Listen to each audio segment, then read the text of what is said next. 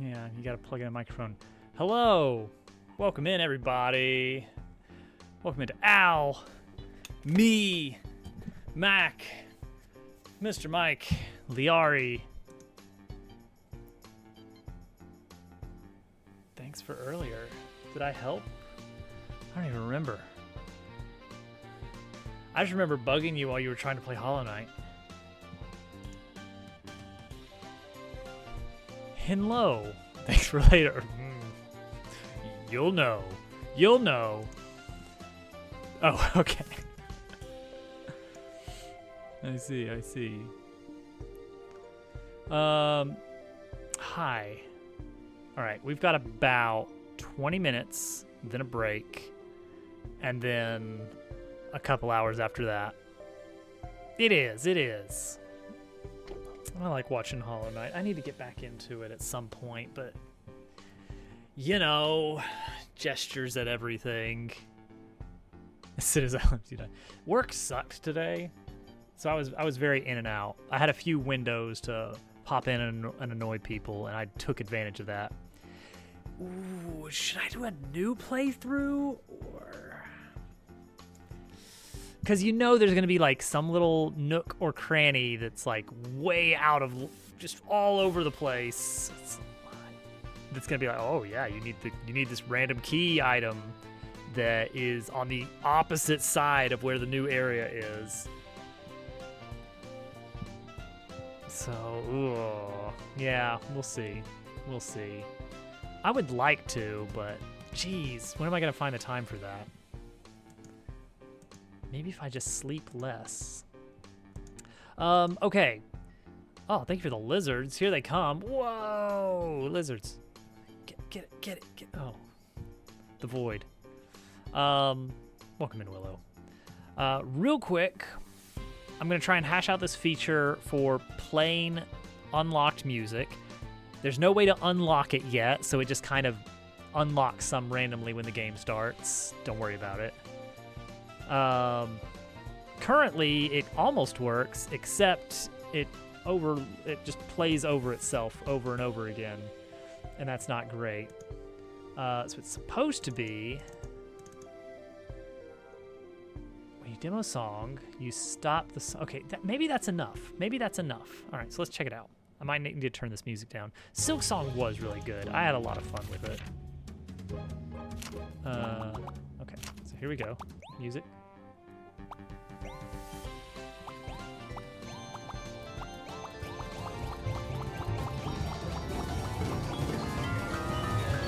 Okay, so that didn't work. Why didn't that work? When you demo a song, it plays it. Great.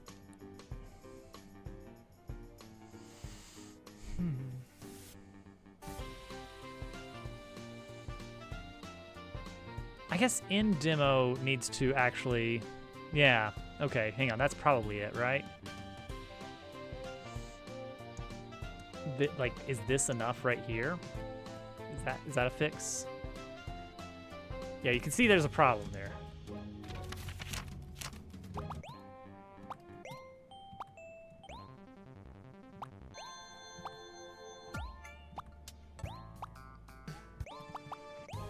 Okay, that's good.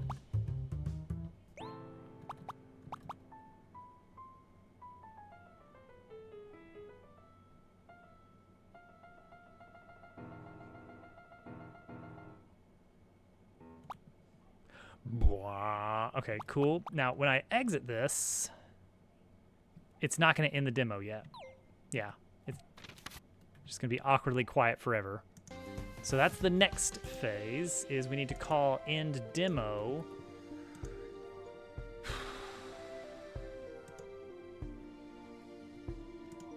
Pretty much everywhere in here, right? Where can we audio handler, maybe like when you unpause, maybe only on unpause.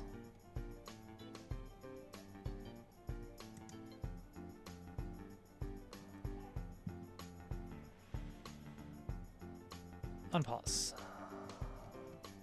Take me to unpause.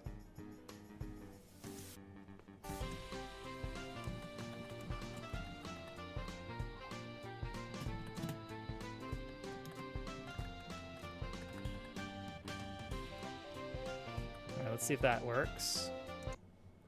There's a specific area that I'm worried about, and that's Lily's pad, because that's already a musical cue. Okay, so it stays up while the pause menu is up.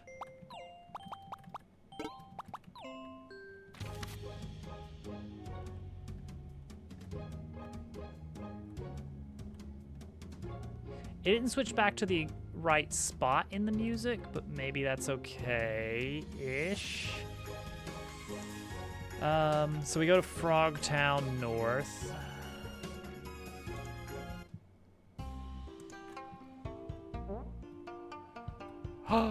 Here come the Pibs!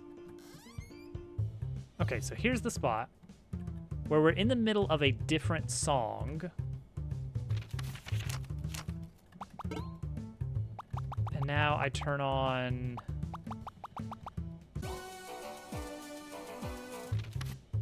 Switches back to this, and now, does it successfully? Yes.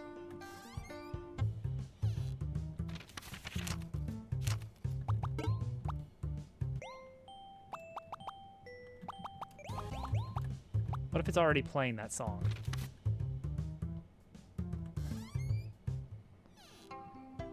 Steel Soul is done. Steel Heart is done. I've fully achieved.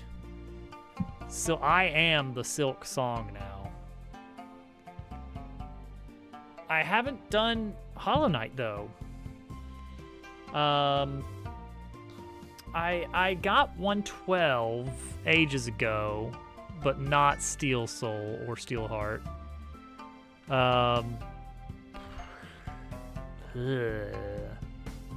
It's a different game. It despite I assume being built on the same engine, it doesn't play the same.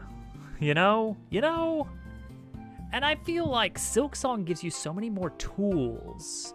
Not capital T tools, but just like it's a much wider area that you can reach out into, especially in chapter 2.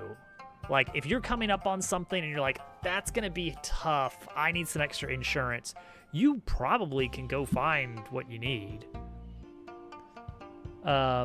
When I was doing Steel Soul, I routed it out so that I actually had my 6th mask before hitting the moor, Greymoor.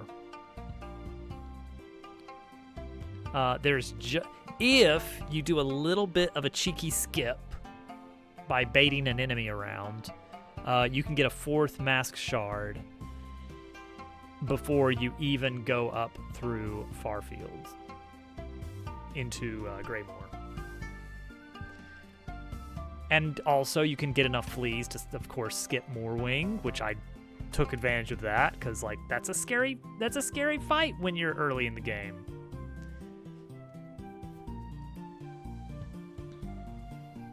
No, 4. There's 4 that are Act 3 exclusive.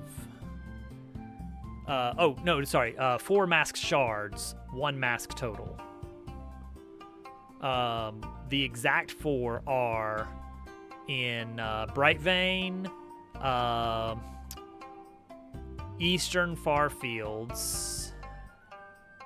No, wait, that's not actually... That's the reward for the Grass Doll quest. Beating the Scar, the hunter guy.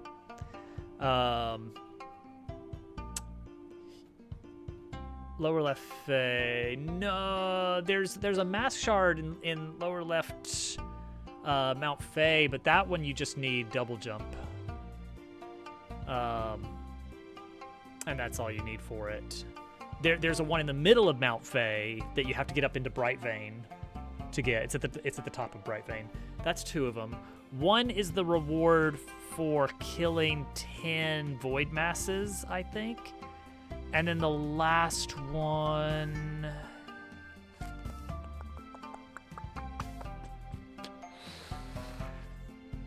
Let's see, that's 2 rewards, 1 Bright Vein. I don't think, no, because that was my 9th mask, was the lava escape. I put it off specifically because I'm like, that's a scary one. I don't know about that. I don't think Pinterest gives it. I don't think Pinterest gives it to you. It is the racing guide. Thank you, Al. So it is East Farfield. I had the right area. So yeah, there's only 4. And I know because I was routing. I was like pouring over the map like, oh gosh, I need to get, where am I? Okay, so hang on. Let's say that I skip 4 masks before chapter 3. Which 4 shards am I gonna skip? Obviously the lava climb. Bile water's out. Other bile water is out. I think there were 2 in bile water. And I was like, no and no. Oh, and the Beastfly refight, I think, was a mask shard, maybe. That was something. And I was like, nope, not doing that one. That was a scary fight. I almost lost the run on that guy. The closest I came to losing the run, weirdly enough, was getting the Volt Vessels up in Memoriam. I didn't respect the enemies, and they just about clobbered me. Okay, so we got it. This is working now. It's not done. Actually, there's 2 things here. One, I noticed that when I press spacebar to enter this, it's bringing up the next menu, but there should be a delay here before this happens. 7 hours in. I had already gotten the speedrun achievement for 100% in Silksong before I started the Steel Soul, I think. So I already had a pretty good idea of where I was going, and I think the whole Steel Heart run was over in like 5 hours or so.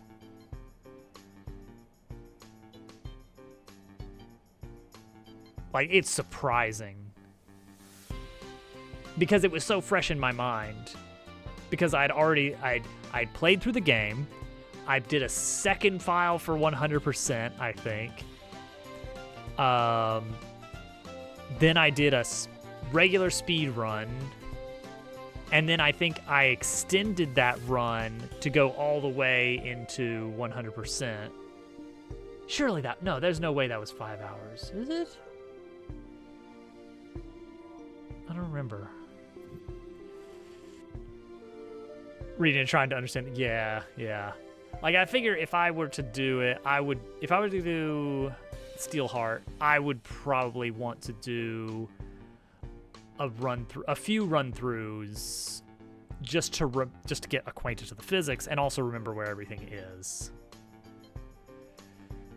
5 hours is the any percent achievement. Did I maybe post? Let me scroll up to back when I was playing Silksong.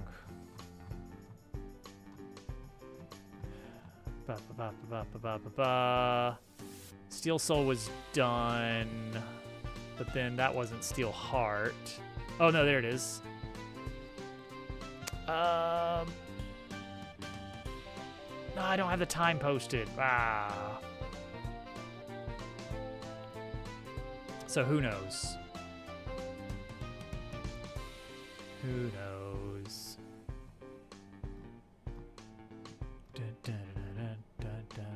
Man, Silksong was so good.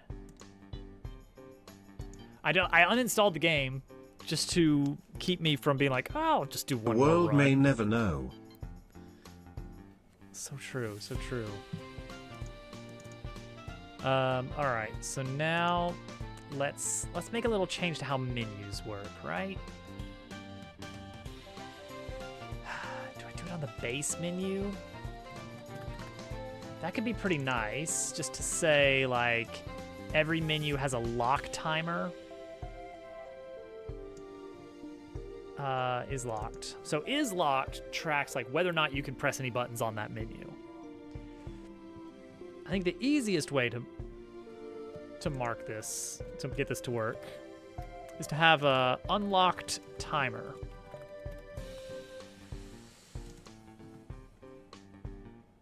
If it's unlocked, then unlock timer plus equals delta. And if it is locked, then set it to 0.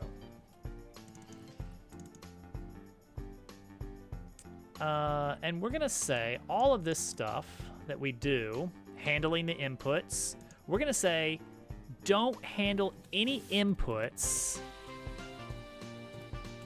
until we've had 1/10 of a second of the menu being unlocked. And I think this is gonna help. It better help. Oh,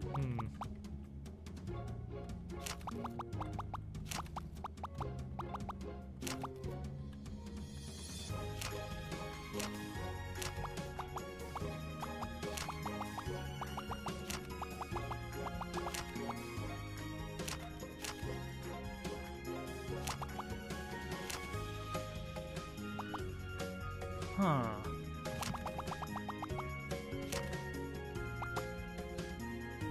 Okay, go slow-mo. That's not slow-mo. Oh, slow-mo doesn't affect this.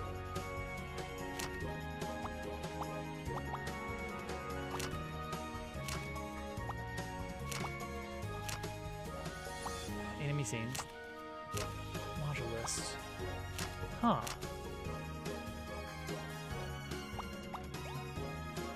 Well, it did block that at least.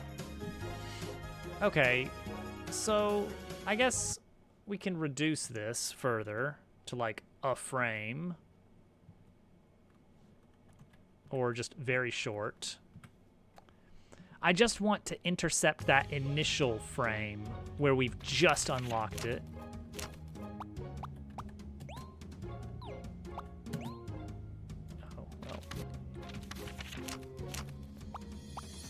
There we go, to make sure that it doesn't count that initial press.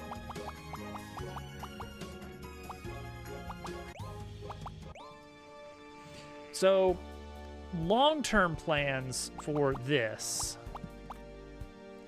I want to spruce up this stuff. I want to drop these icons. We're going to have, like, cassette tapes. It's either going to be cassette tapes or vinyl records, and I'm leaning towards cassette tapes. There's gonna be little cassette tape icons for each of these. Hoi! Hoi! Hi, Fanny. Yeah, this is good. This is good. That was my Songclave caretaker impression that everybody loves. I can't see Hoi without thinking of that guy, because he just keeps saying it until you talk to him, and you're over there like trying to adjust your stuff at the bench or check the quest board, and he's just Hoi, Hoi, Hoi, Hoi, Hoi. It's the best. Okay, so these icons are gonna get replaced with like a little cassette. I want to group it by chapter. So like all the chapter 1 stuff, just like this, and the boss theme.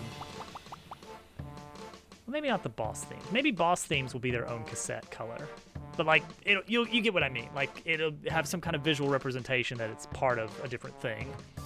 I want to have like a little cassette icon here. That, I don't know, maybe it's like album art, and we do a little doodle for every chapter, but that's not going to be until the game is like done. And it also needs to animate while the demo is playing. Maybe we divide this right section up into 2 blocks. One showing detail of the selected item, title, composer. I don't know what. I don't know if there's anything else. Copyright? Do we want to put like copyright information to make it more legit? But then below that, have the now playing.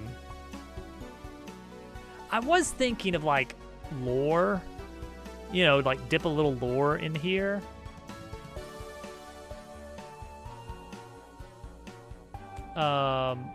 Possibly even having like each track gets a different partner's take on it. Someone dancing. The dancing bird.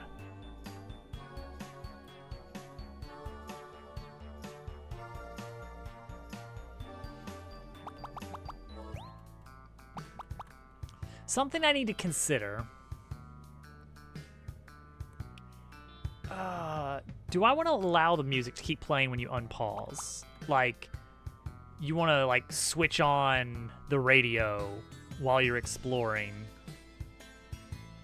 I was thinking it was going to be like the cassette spinning, like the little tape going across, do a little tape animation, just to show like that it is playing, and then as you're looking at other things, it still has what you have selected playing, just so you've got that on lockdown, so you know what's currently going.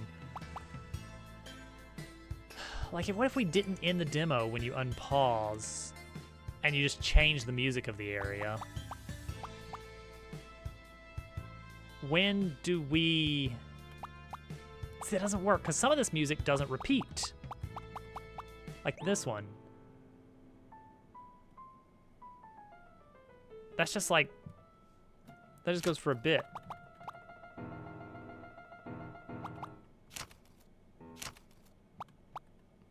Wait a second.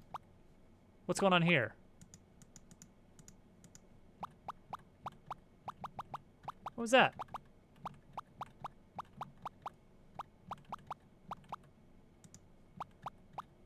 Uh-oh.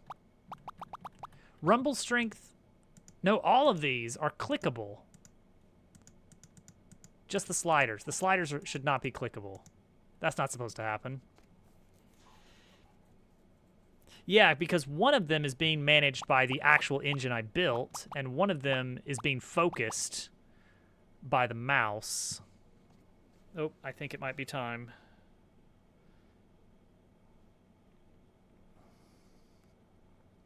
Oh, maybe not.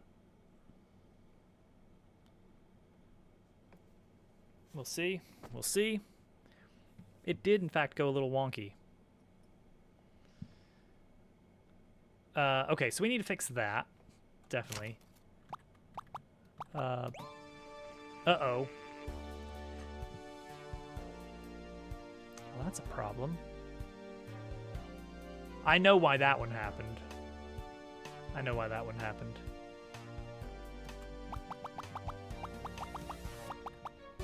Double selection. Alright, I think I'm just not getting a response back, but I think, yeah, I'll be back.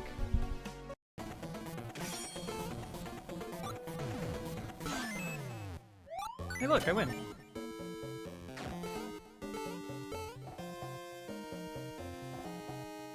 What if?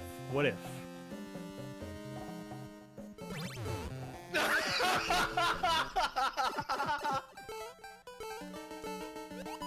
I win. Neat. You guys get back on board. I want everyone back on base as quickly as possible. Return. This is it. Fire everything at the enemy shields.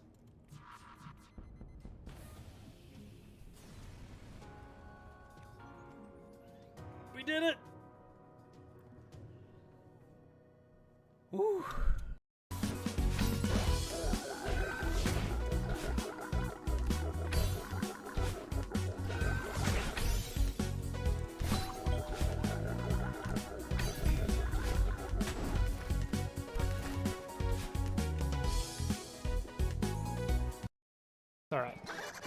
Next time. Next time, I might not bounce off a fish.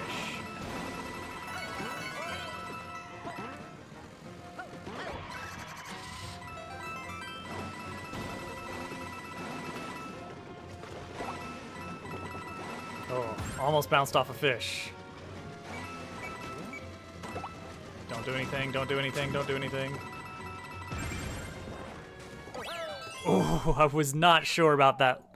I was not sure about that lava level. But also the clock.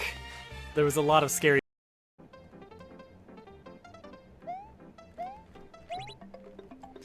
Let's go.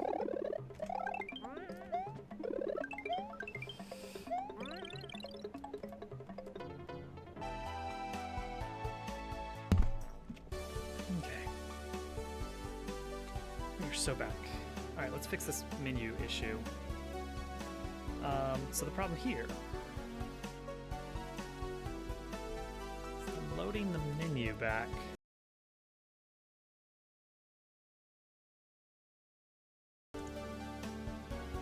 I pressed C,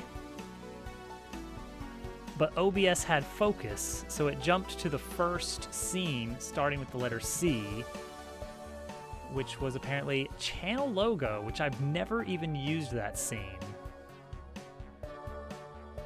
Let's walk down memory lane. What are these scenes? ROM hack races. Wow. Raid welcome, I remember that one. The theater for the watch parties, remember? I'm not gonna click that one. Who knows what would happen? The Owl Quest intro scene. It's a good one. The Iron Sworn scene? Would that even still work?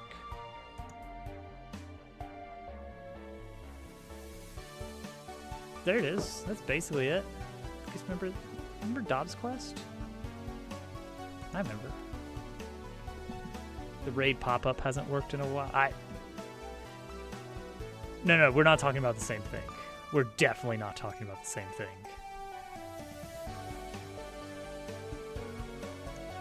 This is the raid welcome scene.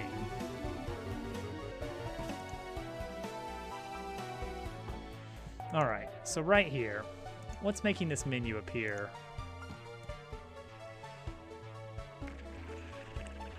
Or more accurately, it's not disappearing, right? Yeah, and that's because I switched over to integrated Twitch alerts. Have less stuff running on my PC.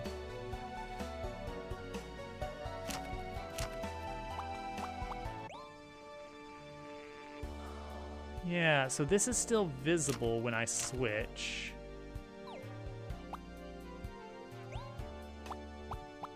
So if I do this now... Oh, okay, see that on Switch closes it out. And that is what I want, isn't it?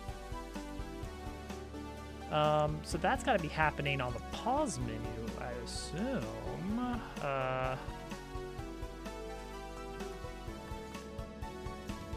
Databank?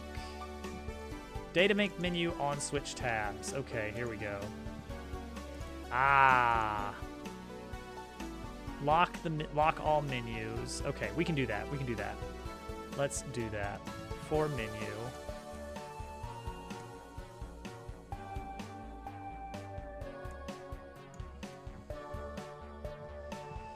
Switch tabs. Subpage. Scanlog. Scanlog. Scanlog is a subpage. Okay.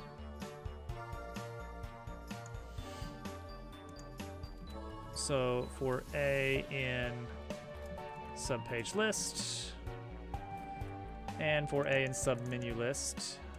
All right, for the pages, remove visibility. For the menus, lock them. That should do it. There we go. So now it brings us back to the main data bank. You can also get there by pressing cancel.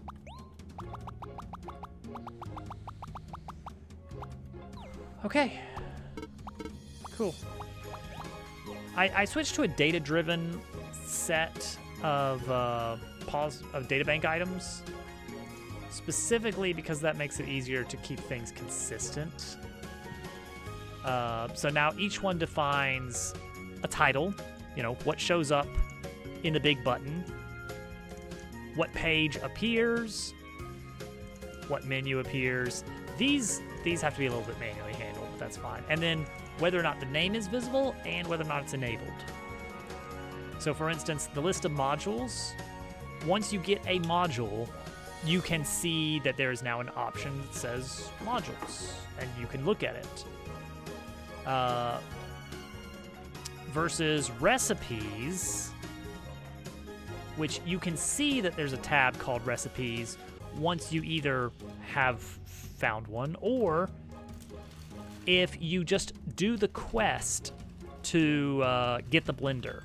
Once you do the quest to get the blender, you will see a tab called recipes, but you can only go into it if you have cooked at least one recipe. As you know, something even just like giving the bartender a single strawberry, that counts, that unlocks that tab so that you can look and that lets you see like, oh, that's how many recipes there are in this game. Yikes.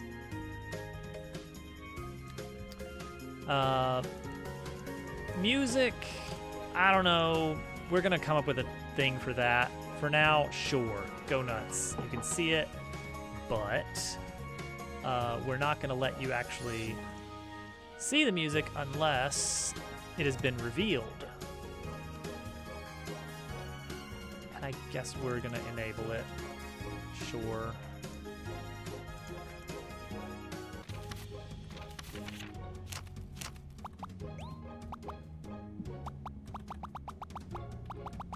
The Pib is back for a limited time. Double Pib and Lizard and Posy. Posy, you're breaking the train tracks. I know a child that's not going to be happy about that. Well, in Posy's defense, this room is a landmine right now. There are Legos, there are Duplos, there are magnet tiles. I don't even know what else. Then there's just the usual clutter along the edges. The perimeter clutter my brain can deal with. But the rest of this, you have to navigate. Hovercat did make the train track. She did a good job too.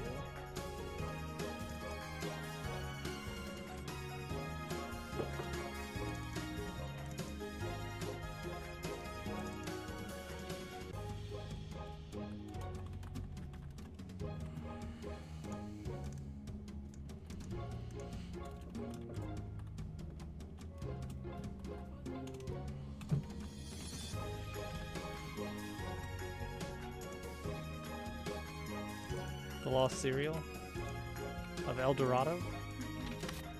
Okay, so now we go to music. There we go. So it should only show you the ones that you have actually heard. So if I warp to here, boom. Now we have multiple tracks listed. So it works. Oh, wait. That's not supposed to happen unless it's revealed. Unless it's actually selectable. So let's fix that.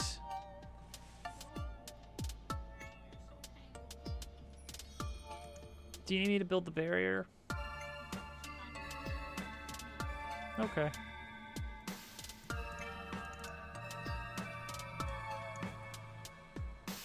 Let's see here. We want this to be selectable. Wait. No.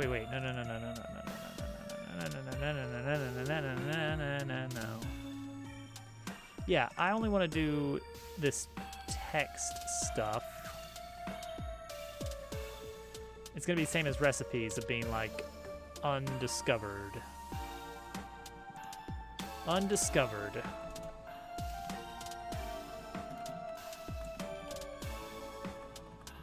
But only if text. Only if it's not revealed. Like,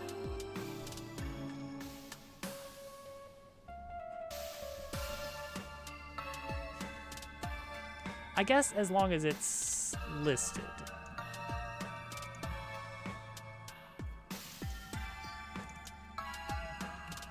So does this work? As long as it's been heard. As long as you've heard the song.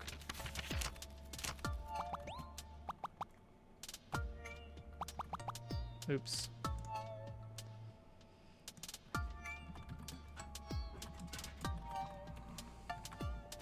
Cozy, please.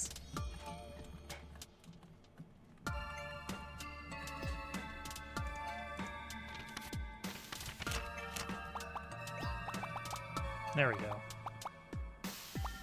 Good, good, good, good, good. All right, we got it. Like I said, there's still some polish that this could get, but for now, it's pretty good. And I think the more databanks, the better. Like, more things you can learn about the world. I want to do a map, of course, at some point. I don't know how to do it. So, Thousand Year Door had an interesting one. I want to see if I can see one that actually has the UI on it.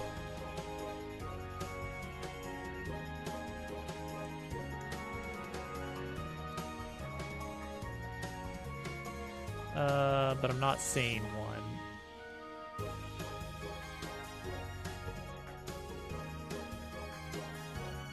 Dang. No such luck.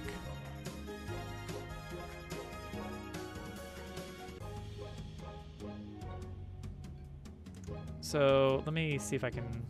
No, that's a tiny, tiny one. Is this better? 64512. No, no, no. Oh, here we go. Big, big. Okay, that's definitely not what it looked like. They took some artistic liberties. That's not it either, exactly. Where's this? Okay, hang on. Hang on. I got it. I got it. Spriter's resource.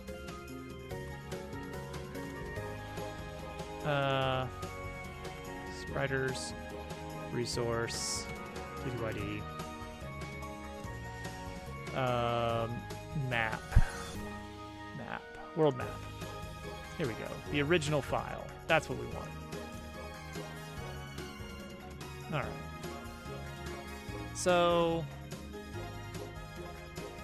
TTYD had this world map, and it was noteworthy because it was like a MacGuffin in of itself. It was like the magical map. This is how you know where to go to the next place. So they put some effort into it and made it very fun, and it kind of does little pop-up effects when you unlock new areas.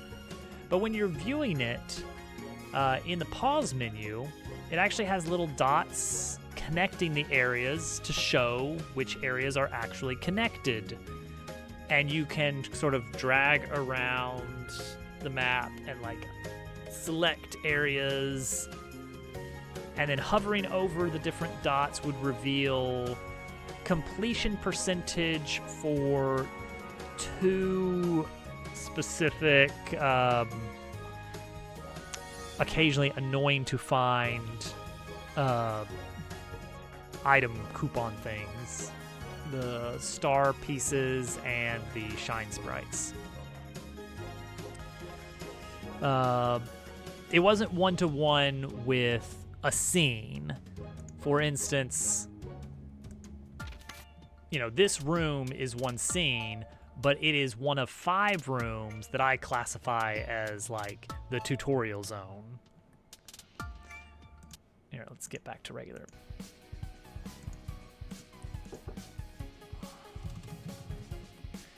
So, for instance, it would have one for all of the Rogueport surface, which is 1, 2, 3, 4, like 5 different scenes up here. And I want to say Bogley Woods just had two or three dots, like the woods, Flurry's house, and the tree, and that was it. And so all of the little collectibles in there would be consolidated under each of those 3 areas. So it still was a lot of sniffing around to try and find the items, but...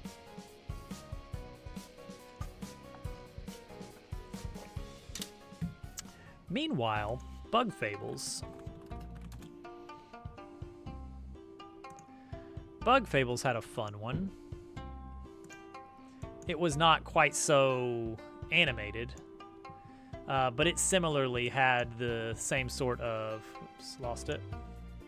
Same sort of like, here's a quick overview, and I think there were little dots connecting different things to show, like, oh yeah, the ant kingdom, the bee kingdom, the termite kingdom, the wasp kingdom. Yeah.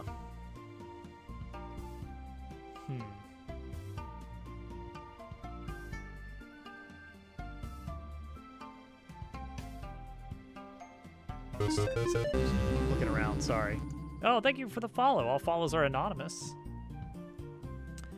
Yeah, so it's going to be something kind of like these. This is extremely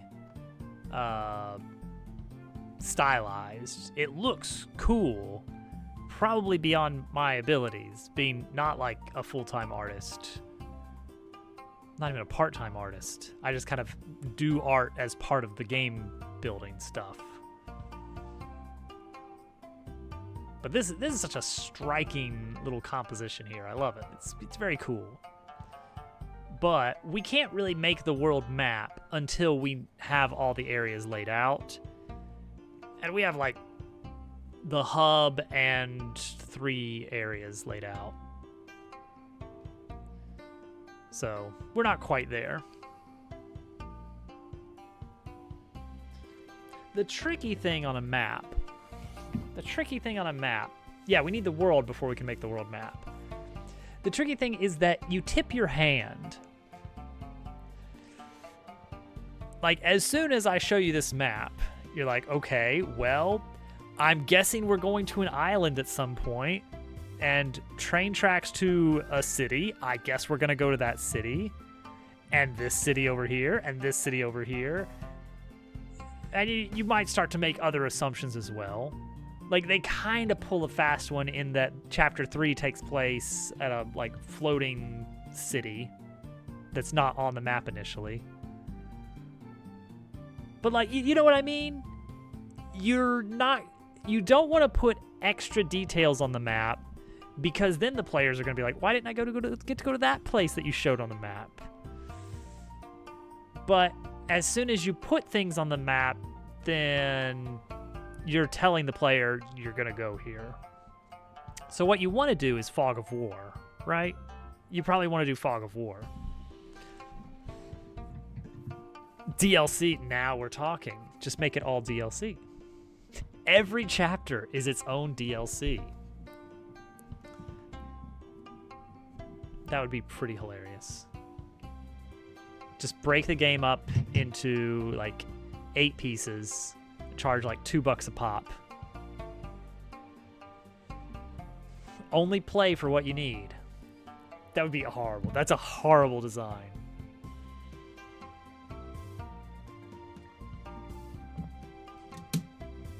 I would hate that. That would ruin any goodwill. I would rather just charge less than the total for that overall.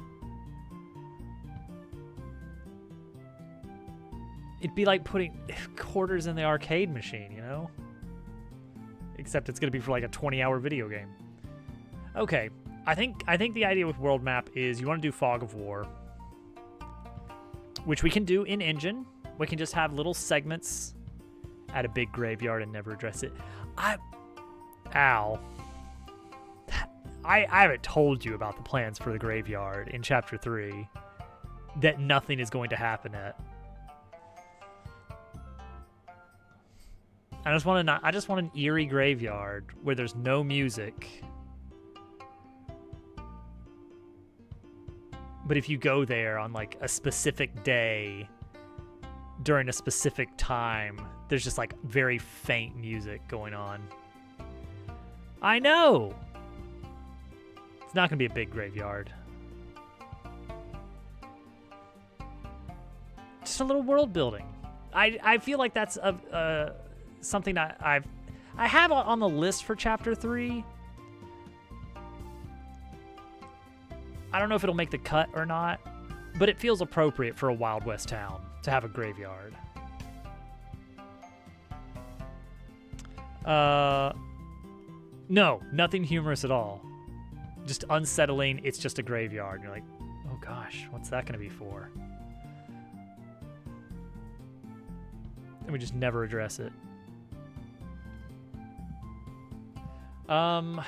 Okay, do we do a world map now? Do we want to try it? Not like a finished world map, but just like a placeholder world map. Just so we can do the coding for a world map. Or, okay, world map or new character. New NPC that I need to draw.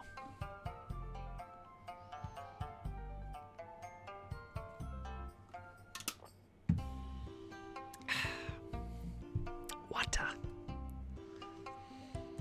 Dang it, Mac. Yes, it's a possum. But he's not going to be creepy looking. But yes, everybody's just guessing things. How dare you all? All right, world map or possum? What do we want? What do we want to do? What do we want to work on?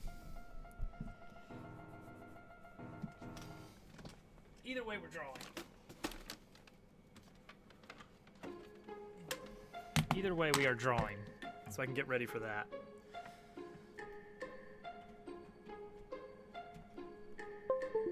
It is something different. I decided Possum is going to be the leader of the desert expedition that Clyde and Dale have been hired onto.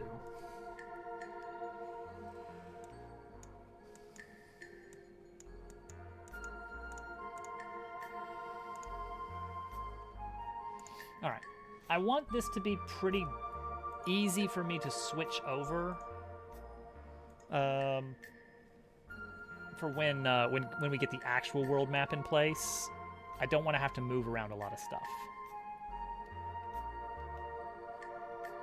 So I think that means if we are moving things around, it needs to be not doing it through data, doing it through the GUI. Map size. Well, I mean, we got the size of this, right? What's the width on this image? 621. That's a pretty small image. I'd like it to be a little bit cleaner. Very gooey. Goopsters. Let's do 800, 600? Or do I want to aim for like... Here, I got an idea. Pull up the pause menu. And let's see how big... Let's see how big this would be.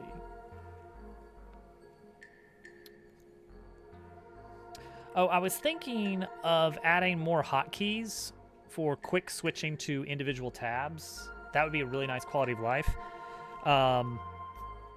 But I need to be careful about that because we don't know what kind of controller the user is going to have. As it stands, you could play this with an SNES controller, and it would kind of suck, but it would work. If I assume that you have a joystick and a D-pad, I could use the D-pad directions as quick entry into pause menu tabs, at least 4 of them, not all of them. So let's see here. If we put a world map on here,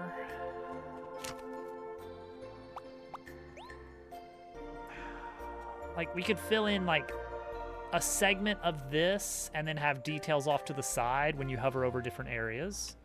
So we want something about, you know, yay big. So let's see here. Pull up paint. Let's say, you know, let the tab spill over a bit. So about this big. 900 by 600? Yeah, so that we get a little bit of margin. That's a nice round number. Let's say 900 by 600. I think that sounds great.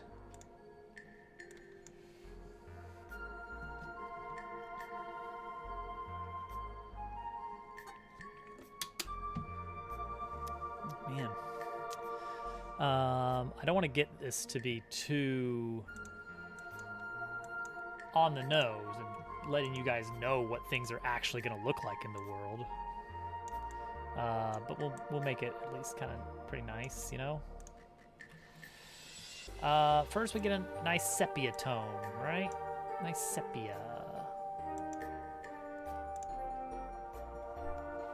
I don't know nothing about nothing. Next, a little bit of texture, because I guess we're going with actual world map style, you know, like actual mappy map.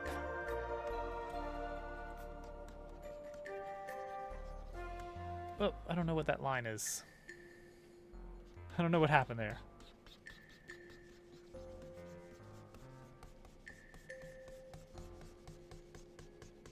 I don't know anything.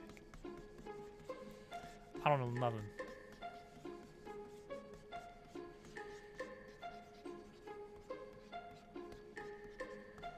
Okay, that's nice and textury.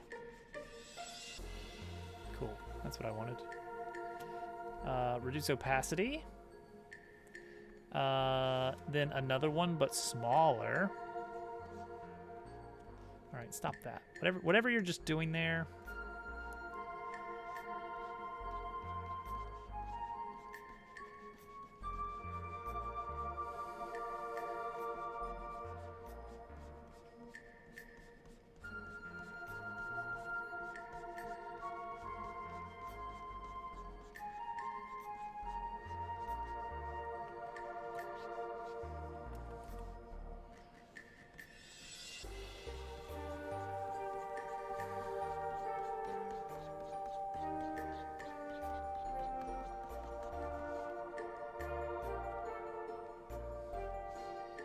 Looks pretty cool.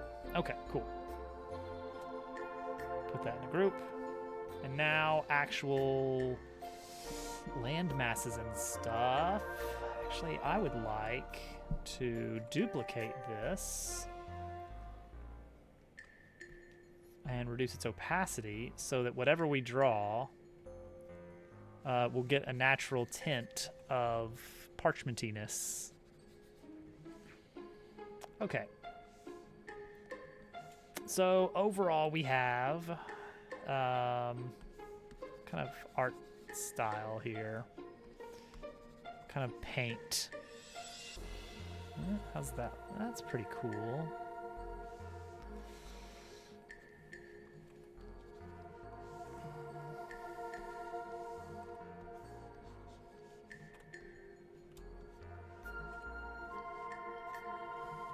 All right, we have the city, right?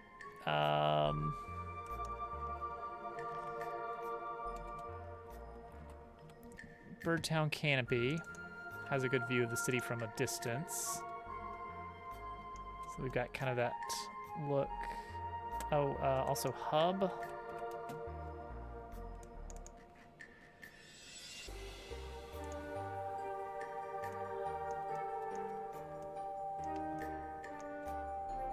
Okay, that's probably the best view we're gonna get right here. Is that we have like the big factory looking thing going on. So let's make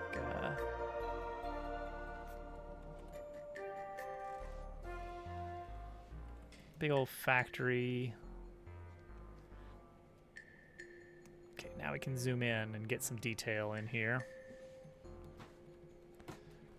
Now that we know roughly the size, right?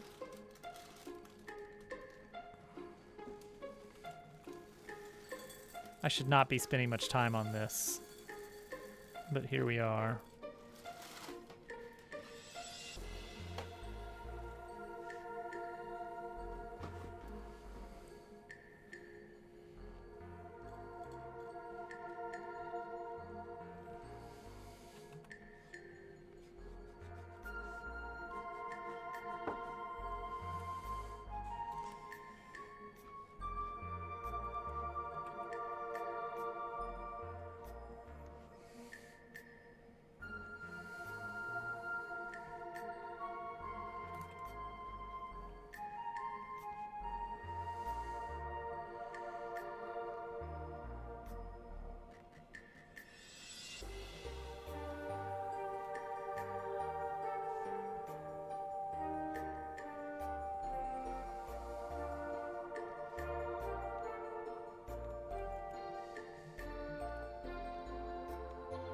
Sure. Great. Love it.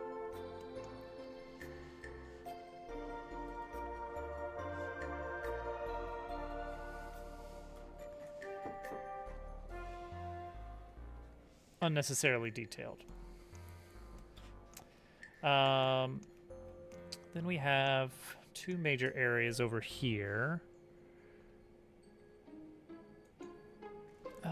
The tree is more of like no, we'll do like this kind of tree.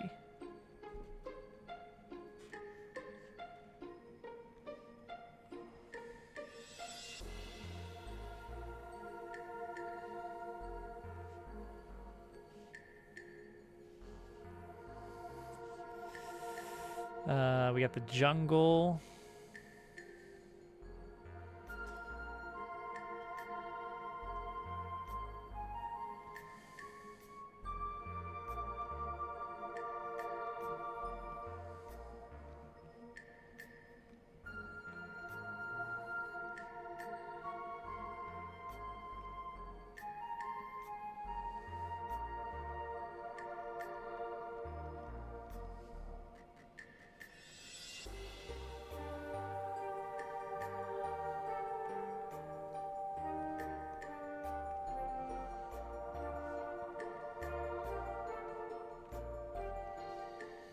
Yeah, it looks like a forest or a jungle of some description. Bird Town is up here.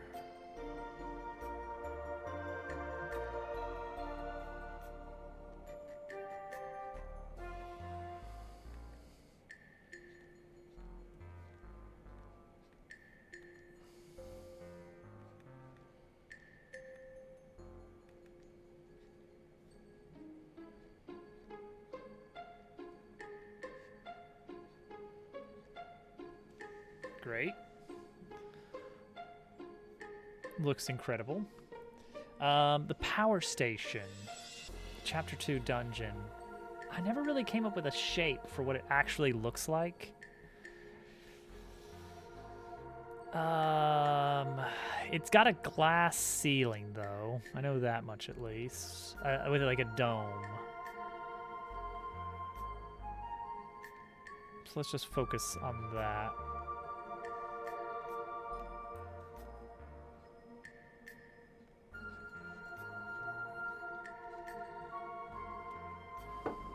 No, I guess I should do it more from the side, right? Like,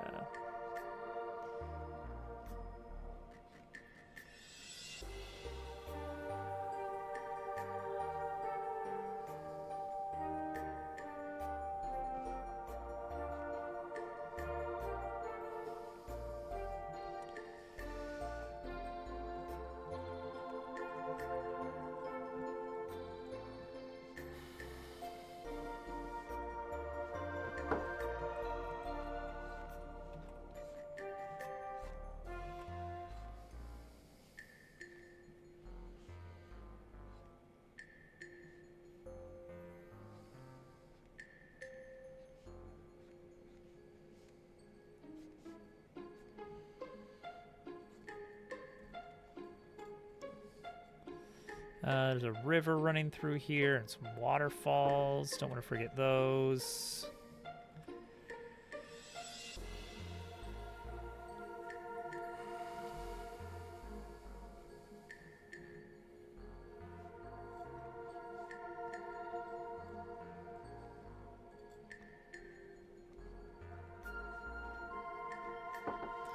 This is going to get cut off a bit. That's all right.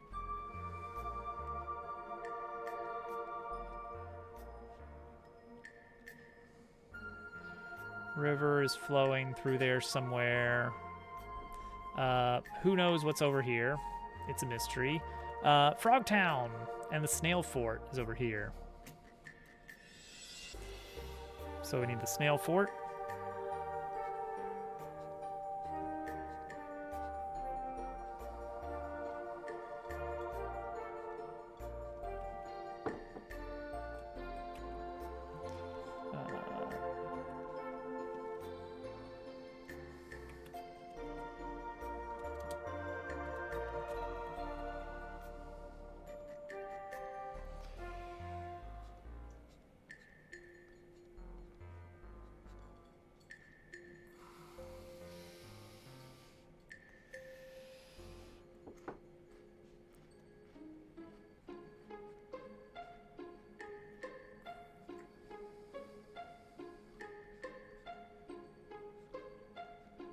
With the little watchtowers.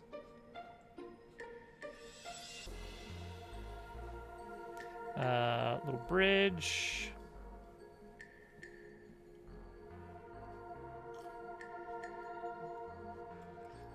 River flows. Frogtown is here. So we're gonna put some happy little houses.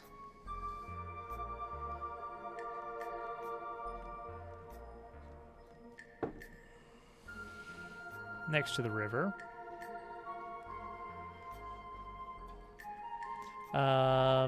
A few little trees.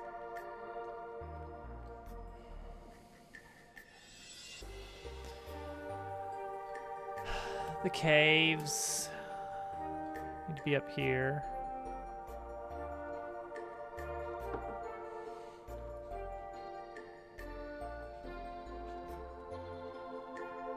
Don't know exactly how to draw a rock, so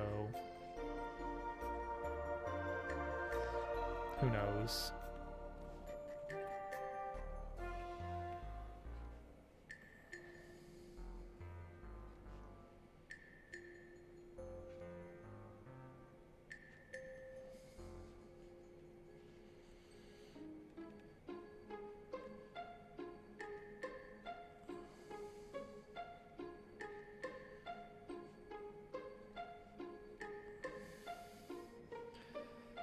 Waterfall.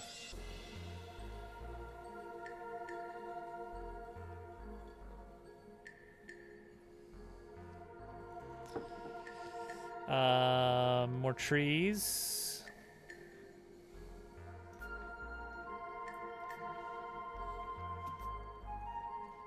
Windmill.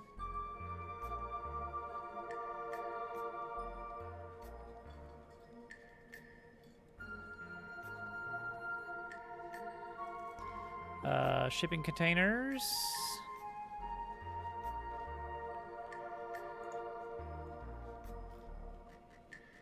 I guess. Old factory stuff here.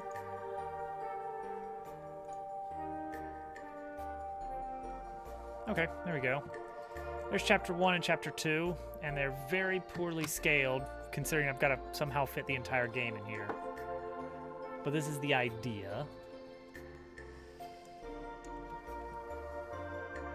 Way too much time on that. We're going to put that under UI. Map.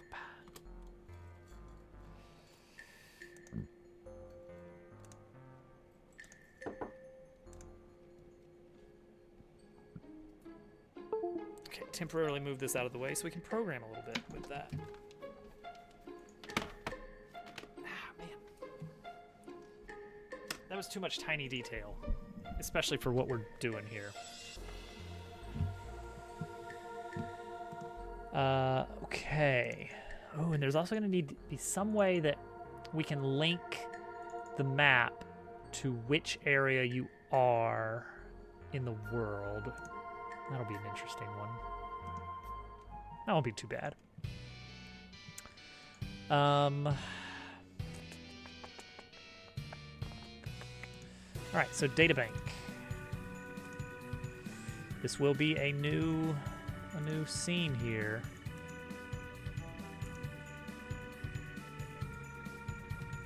But a weird one. Map. No menu.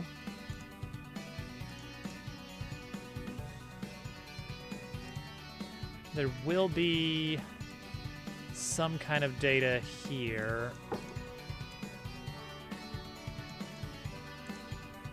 So add a texture rect. Where is that gonna go? Menus or texture? Let's put it in pause menu. Let's add a new folder in there for map.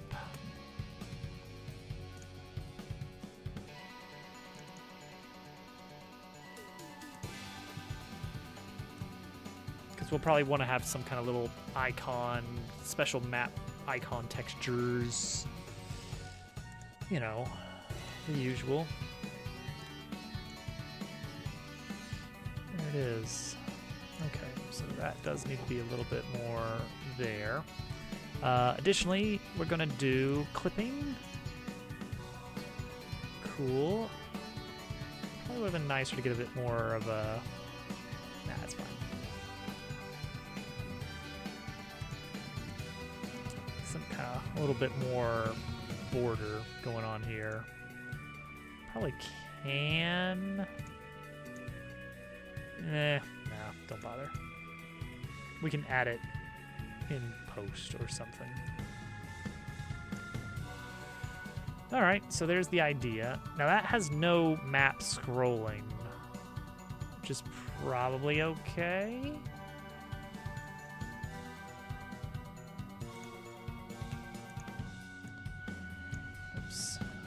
Whole thing needs to be, yeah, there we go. I don't know if we want map scrolling or not. Also, we'll probably want color on this, on the world map. But it's good enough for now.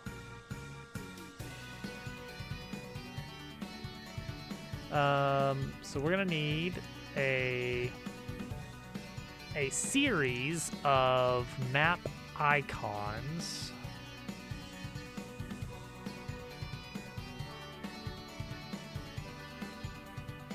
Okay, so an area gets viewed,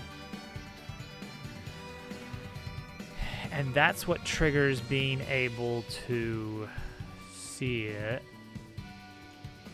So we're gonna need to have some kind of like visited scenes list.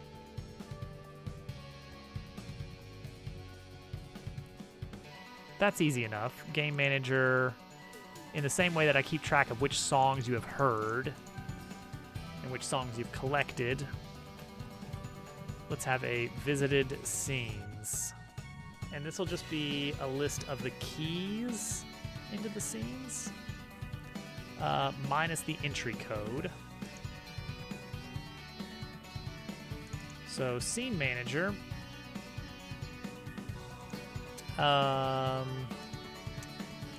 When you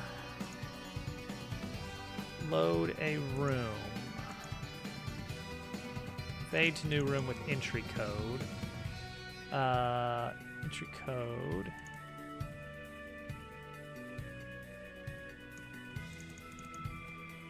What kind of O2 / power station exterior? So yeah, everything before that. So I want to have game manager.stats. Visited scenes, append room key is this, append room key if room key doesn't already have this.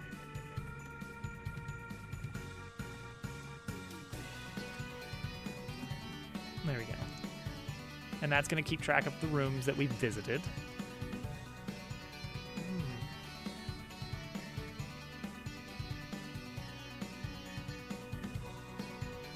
Okay, let's say, let's fast forward like 6 years and say that there's like a randomizer mod and everything for this that I build myself because I just want to.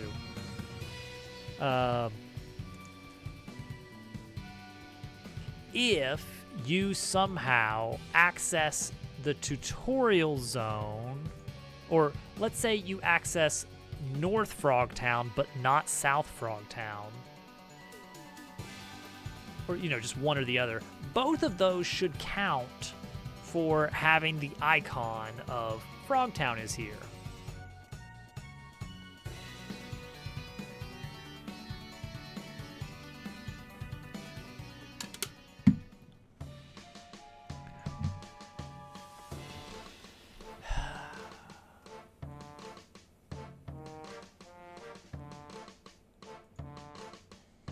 Now, I have in the debug menu, I think it is. No? Not the debug menu. Where's the warp stuff? Warp directory. Here we go.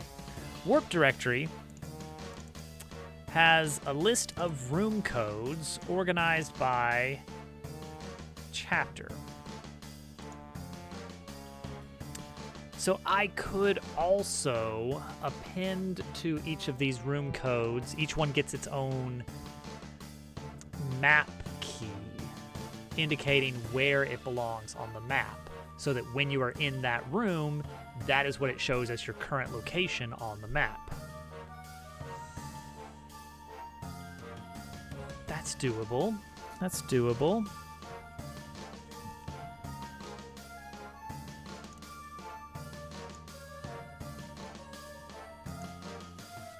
Yes, I see.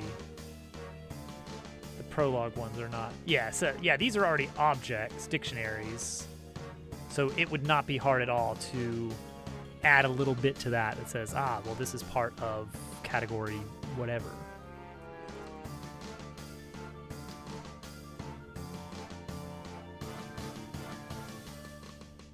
So do I need to keep track of all of the rooms I've been in, or just the categories? I guess maybe it would be useful to know what rooms the player has been in at some point. I can't. We can always go back and make some changes if we need to. So yeah, why not? Why not? Let's get things looking messy here.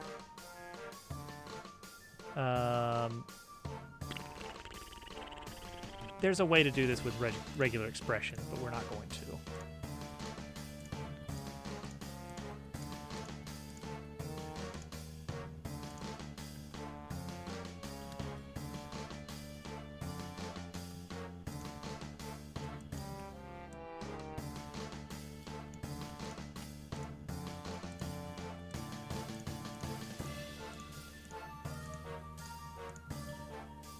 Okay.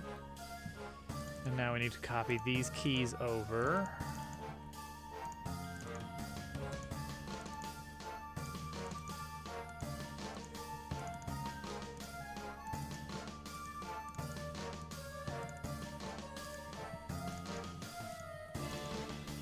All right, so now let's start categorizing.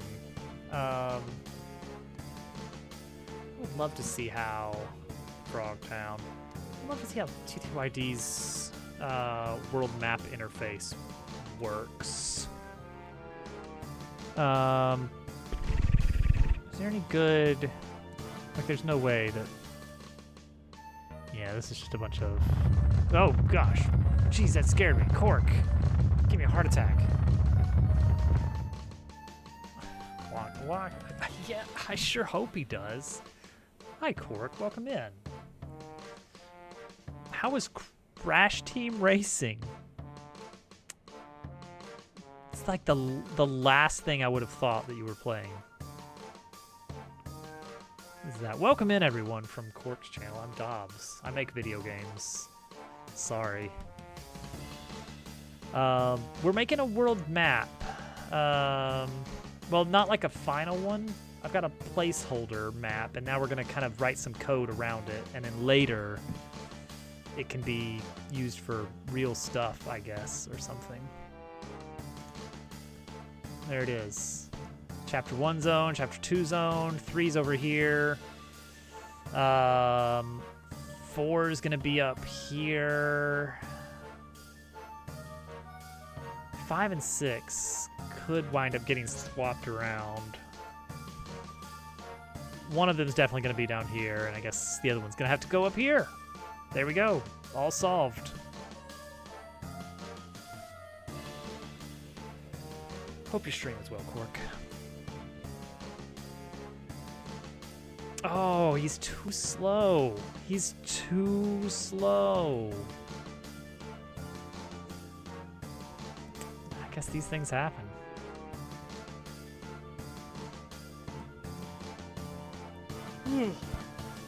Oh, okay. Here's how we're gonna do it. We're gonna have a node representing map data. Okay, got it? Got it. Cool. Each of those, a super cursed skip. Uh-oh.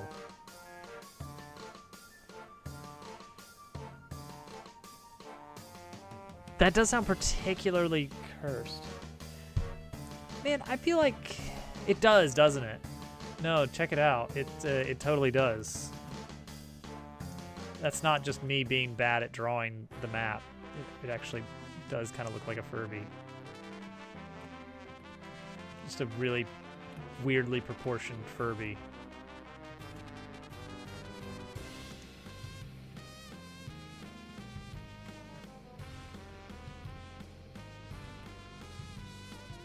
Horse. But yeah. Furby map. Furby map is coming. Okay, so I think we have a series of nodes representing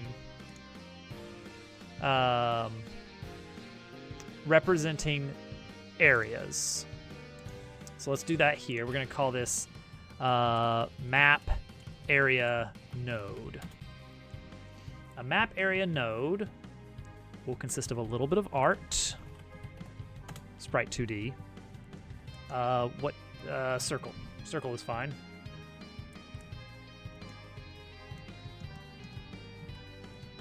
That's going to go in the pause menu folder that we made specifically for the map. Boom. Map area node. I'm going to plop one of these in here. And you can see it's a little bit big.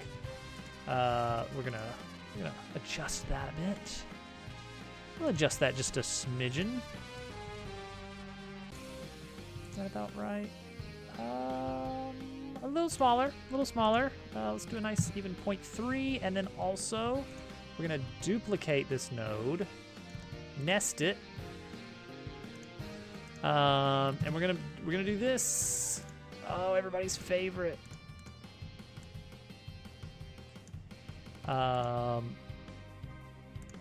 Modulation.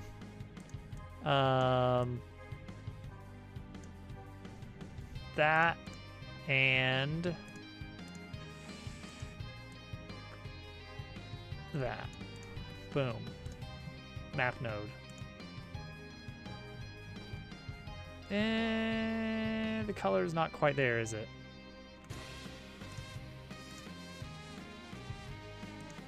Out of bounds skip. Uh-oh.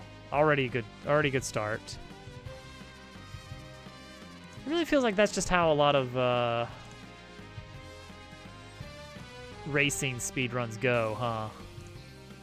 It's like, all right, get out of bounds without the game recognizing that you got out of bounds.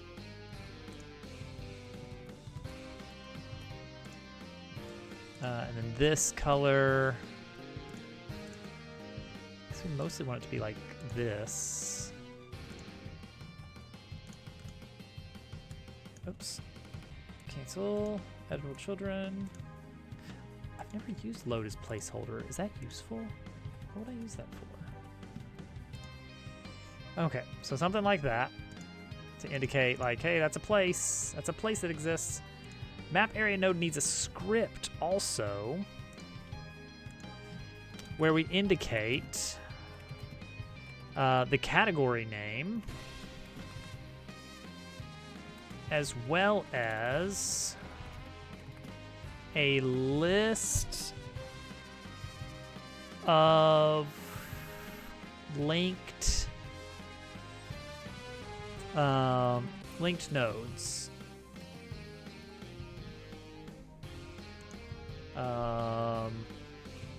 Yeah, I think that's array of node 2D. Specifically, it's an array of other map area nodes. And linking them will draw little dashed lines between them, ideally. That's what we want.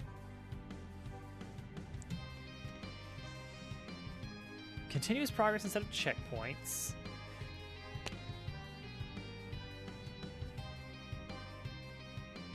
I guess that makes sense. I made a racing game a while back. I never made it publicly available. Dupu was in it. Do you guys know that? Dupu was in a racing game?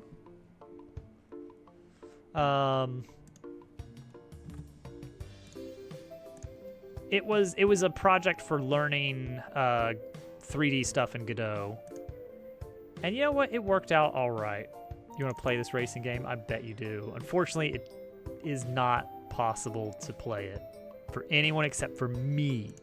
Only I get to play it. Let's see here. Do we have that? Let's see. If I have access to my own videos, because I bet I do. there's dog.m4a. Oh, here we go. This is the one. I'm gonna play it just so you guys get to wonder what it would be like to play it. Do a little in private browsing there just to be safe. I don't want you knowing. Oh geez, that's loud. I don't want you knowing what I get recommended. Here we go.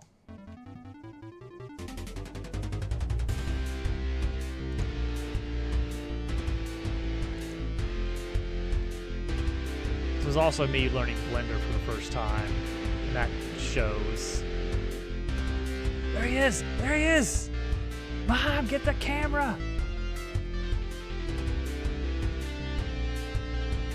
Oh, I love the little bloom, the little redwood forest. Why did I make a redwood forest? What's the theming there? Why did I make a desert? I guess it just goes to show that I just like making deserts.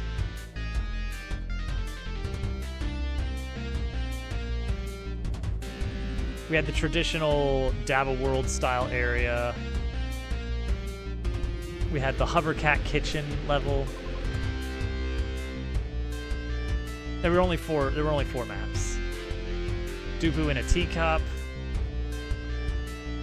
There was support for some items.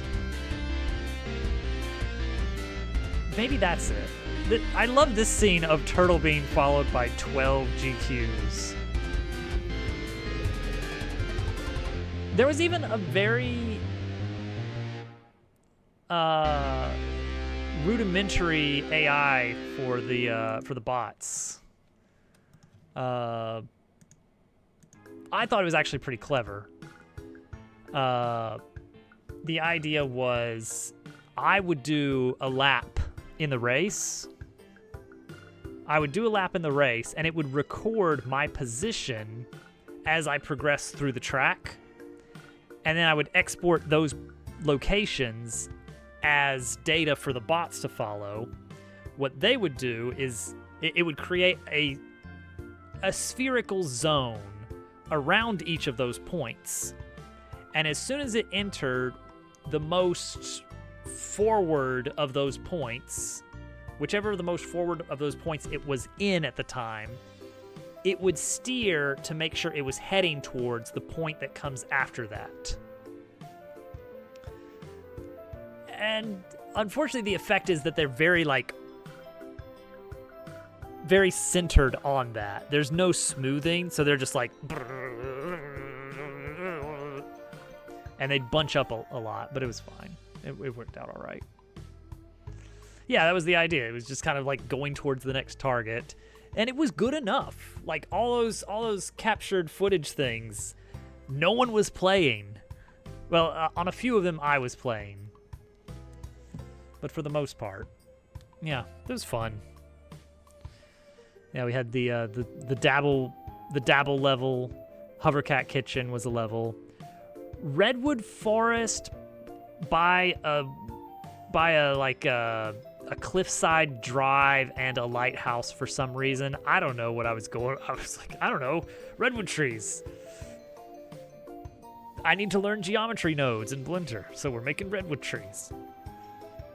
And then, of course, here's a desert environment because deserts look cool, and I can model a cactus or something. I don't know.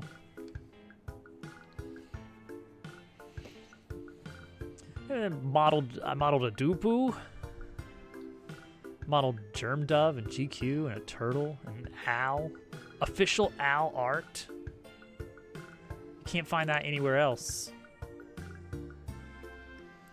That's the true reason to get into game development, is you can make video games about all your friends, and they just have to like smile politely, like, oh, thanks. Oh, that's really cool. Thank you.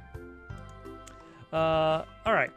So the idea is that we're gonna have a series of map area nodes.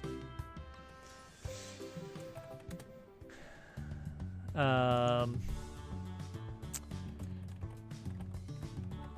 gonna name them after whatever they are, whatever category they are. I don't think I want to go off of the node name.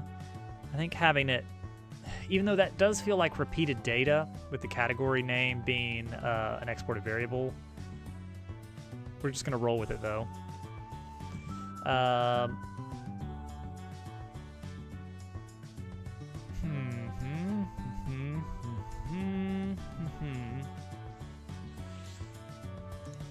Okay. The drain pipe connects to the city infrastructure. That's a tricky one. Oh, geez. That does sound like a challenge.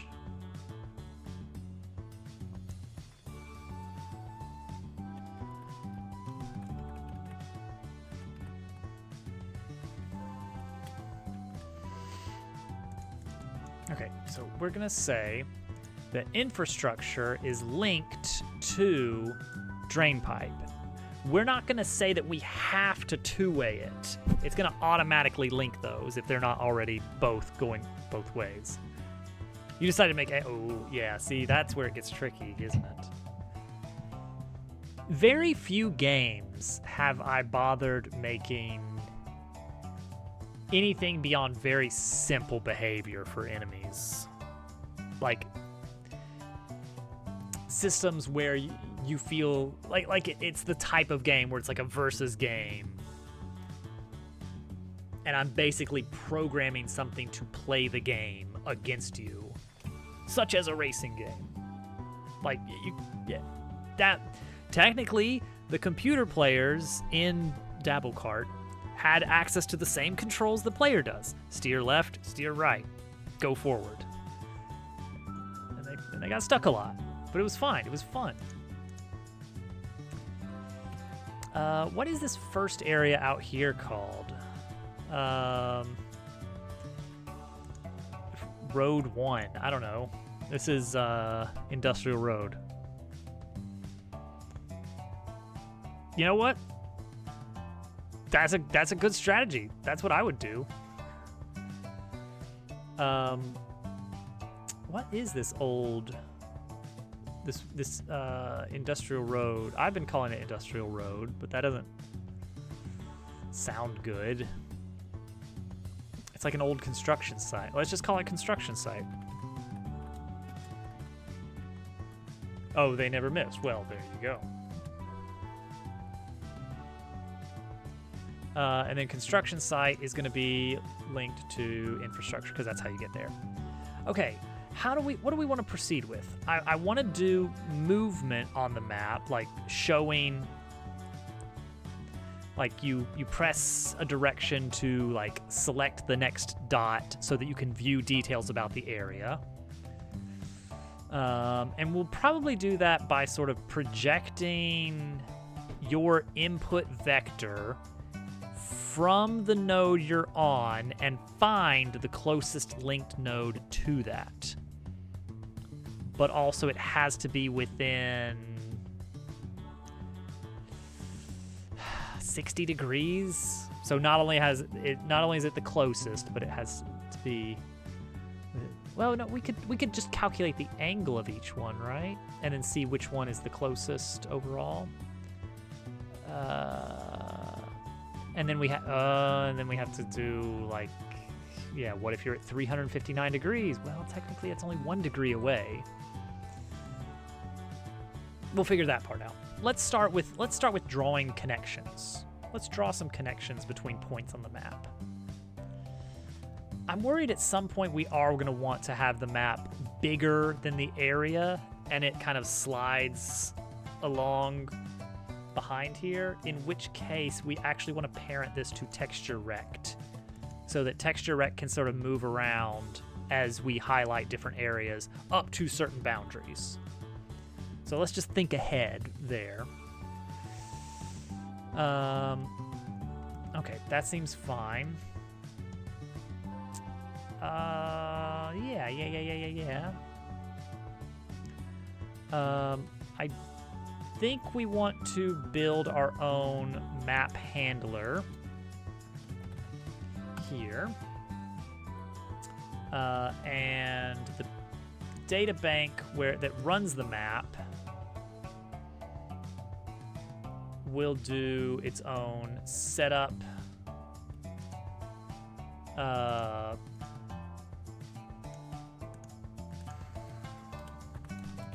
Setup map.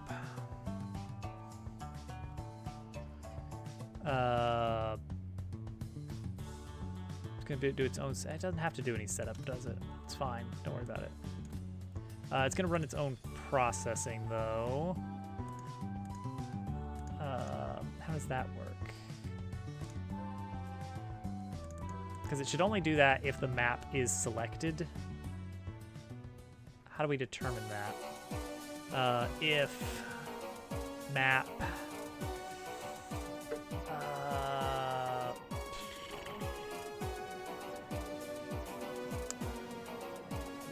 how do we do that?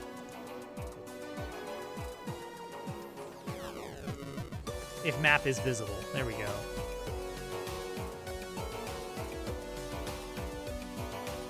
So the sub page for map is not this. It is this right here.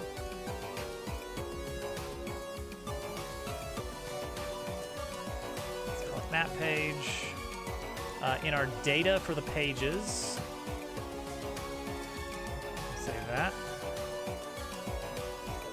Okay. Map subpage.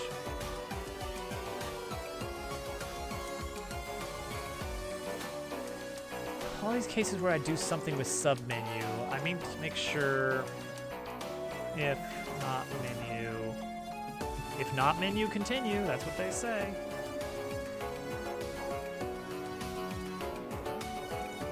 If map page is visible, then run whatever our map logic is. Call that map handler.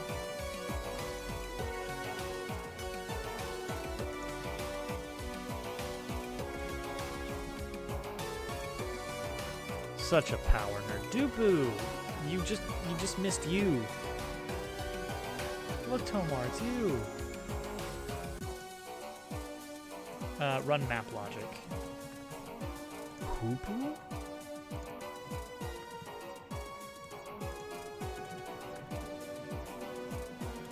There we go. This might already work. I don't know.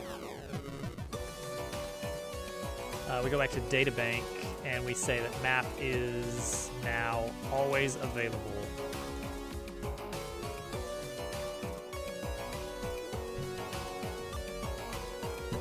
expect us to be working on the maps. But whatever. Alright. And we fail because submenu doesn't exist. Yep, submenu doesn't exist. So this needs to be if that exists, then continue. And that needs to be if that exists, then continue. There's probably a few others. Alligator, he's back there. Look at these dapper fellows. All with no behavior assigned to them. Just kind of sitting around. Who wants to go to the saloon to have a dance? Everybody ready? Let's dance. Woo, woo, woo, woo.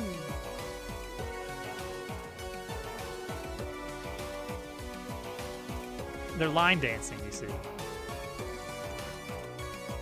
I did, with some caveats. I need to fix that issue with the lurping. The slurping needs to be better. Wait, I needed that. I needed that game open. I was working on that. Okay. That's a good start. And yes, cool. Good. Map handler works. Next, we need to ready up. So the map handler has a series of subnodes representing individual locations, categories. For child in Get Children.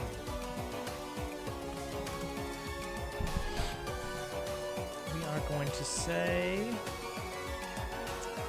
that we need to check the linked nodes. So we have linked nodes in each child.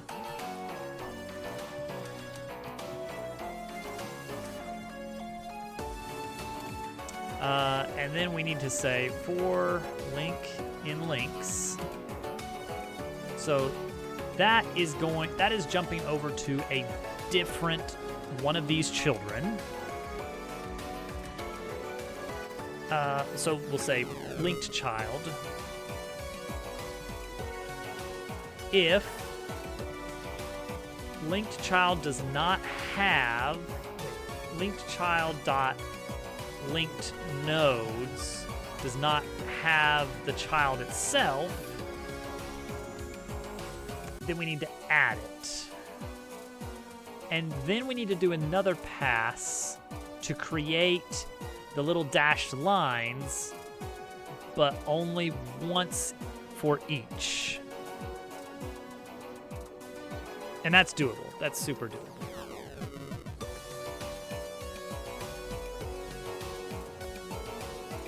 If linked node has the child, does not have the child, then add it.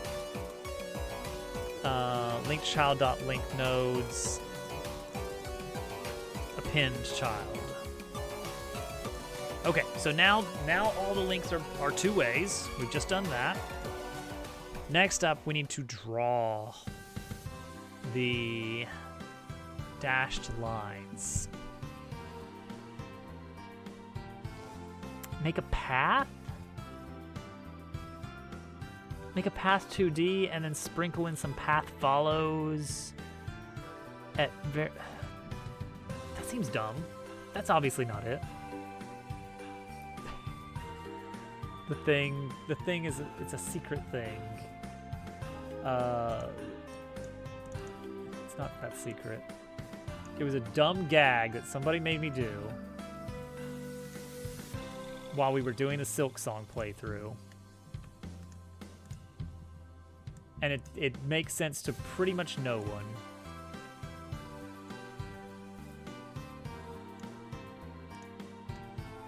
There's someone else doing a Silk Song playthrough.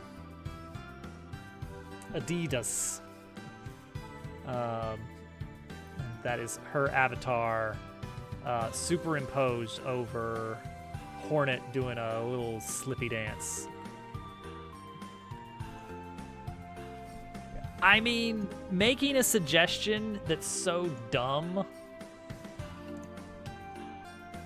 It is, yeah. Her avatar's from web fishing.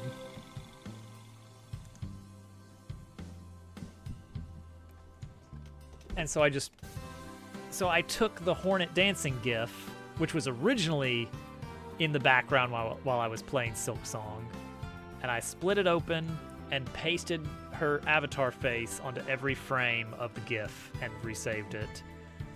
And now she's haunting us until she beats Silk Song.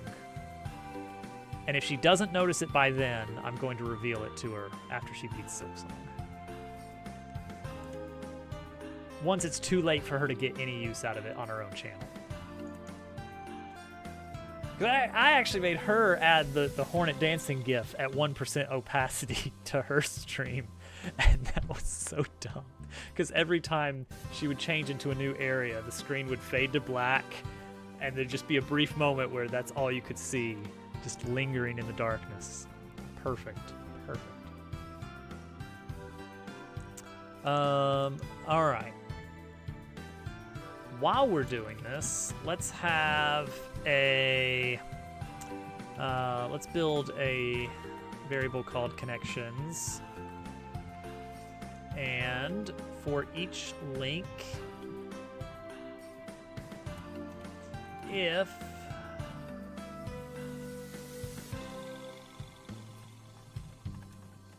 well, let's see here.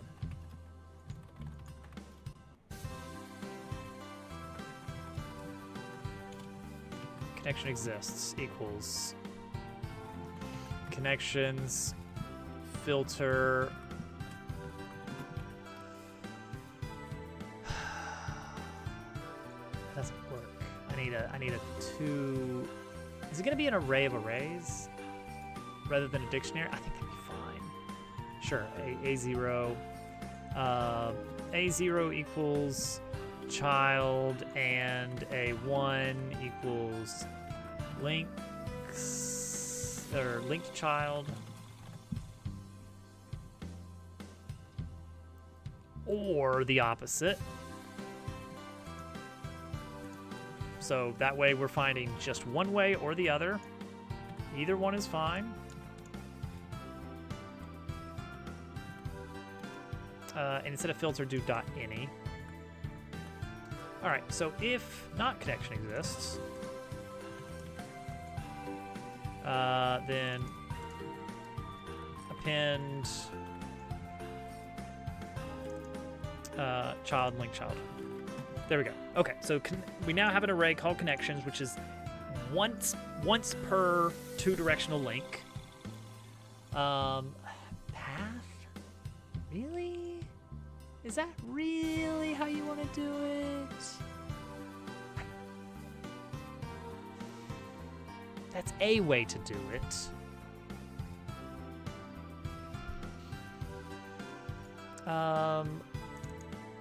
Let's also have map nodes as an array that we're going to keep track of these so that we can add new children to it later.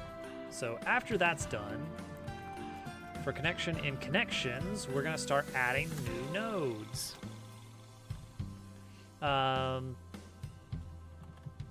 We need a new type of node, which is going to be the map area node, but smaller, basically. Map area dot. Or no, let's just call it map dot. Avoid the node. All right, you got a genuine chuckle out of me. All right.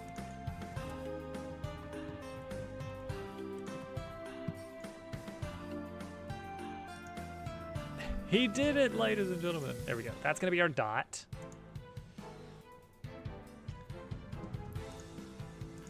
He did it!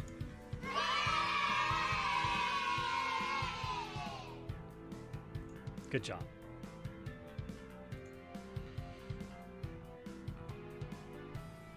We're all so proud of you.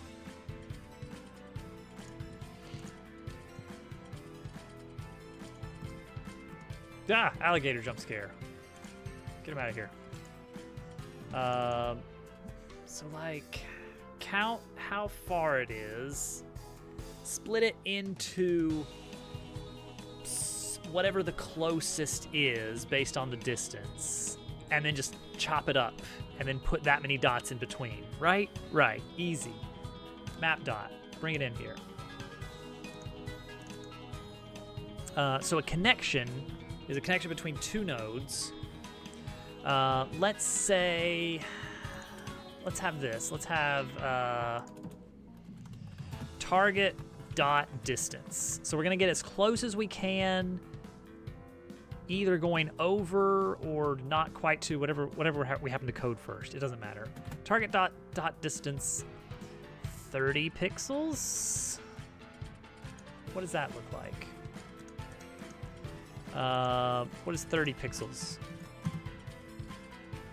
That seems reasonable, 30 pixels. We might go lower, we might go higher. All right, so we have a connection. We have node A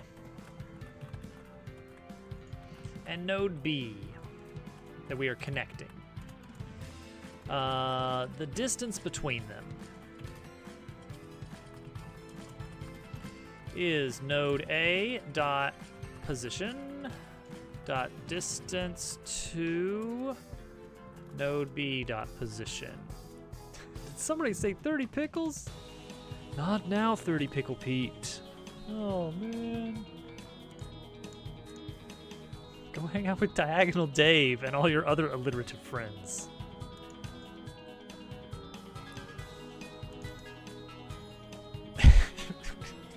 This is top tier bit. Top tier bit. I don't remember how it came up, Al, but we had the 3D Al. 3D Al was discussed. What was that? It was one of these, right? No. Anyway, I'm sure it was really good. I'm sure it was really cool. Oh, definitely. I don't know where those 3D models are, actually. I don't know where I put those. Just lost forever. Oh. Is that them? No. No.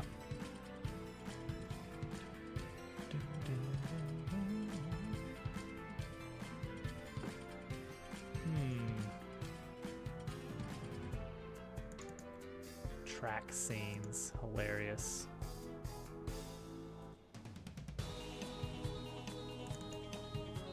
See, I thought this would be where it was, but apparently not. I'm just looking in folders here.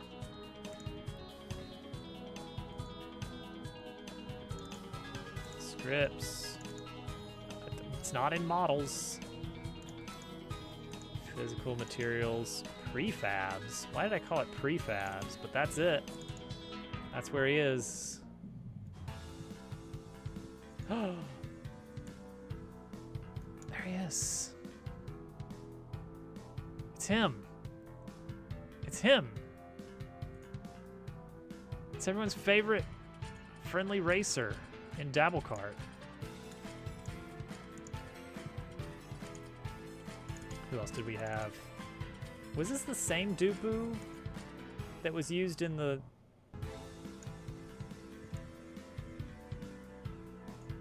It's similar. It's definitely like the base that was used. Oh, this one. A little something for GQ. It's just a box. It was some kind of Pikachu, yeah. It's him. We also got to see my favorite scene from the trailer video. Oh gosh. I guess I had to make him grab the steering wheel somehow. My favorite scene is Turtle being pursued by like 12 GQs. Alright, how bad is this gonna be? You know what? That's not too bad. That's not too bad, all things considered. Finger guns. Ayy. Ayy. Horror game where GQ chases you. Perfect.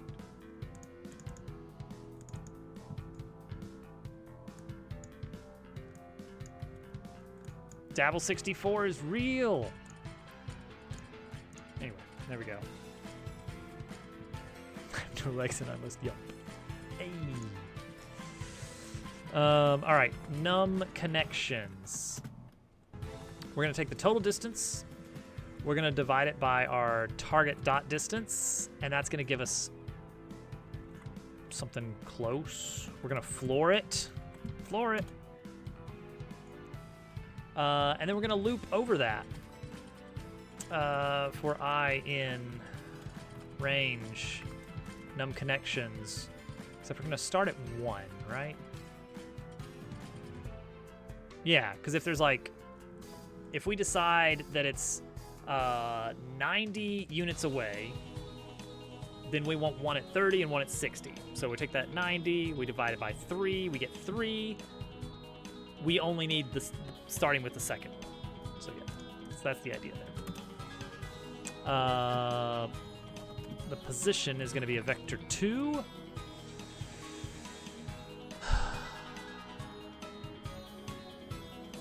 We can lerp this, right? We can do node A dot position.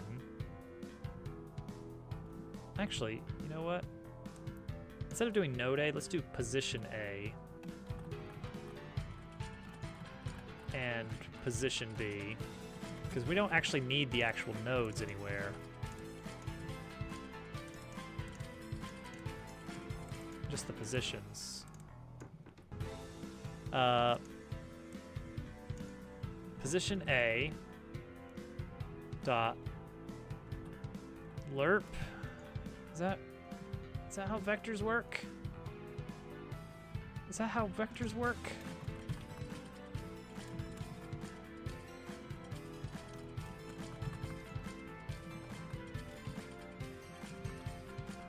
Lerp to a vector. Go towards position B, ratio of I 1.0 times I divided by number of connections.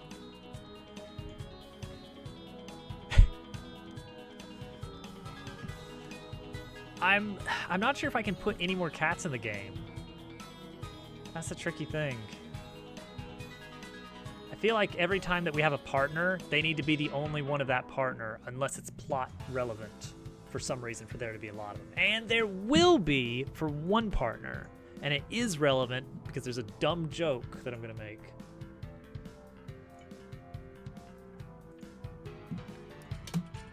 So when you have a mole partner, you can't really have a bunch of other mole NPCs running around. There's not a specific reason for that rule, it just feels right. It makes your character special. Unlike Goombella and Koops and Bobbery. Okay, so and Miss Mouse. Don't worry about it.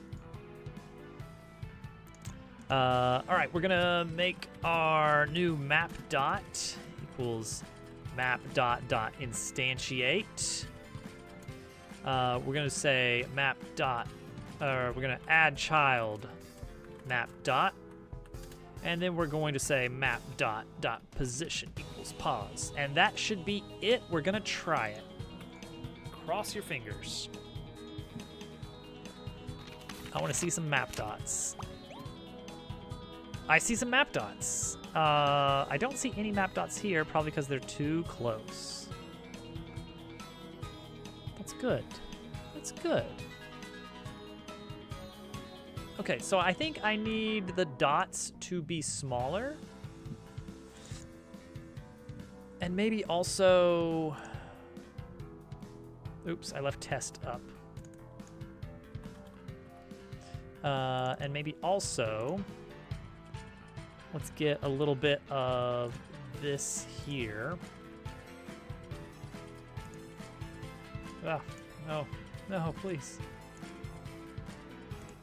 Okay, and then scale this down further. I think that would be good.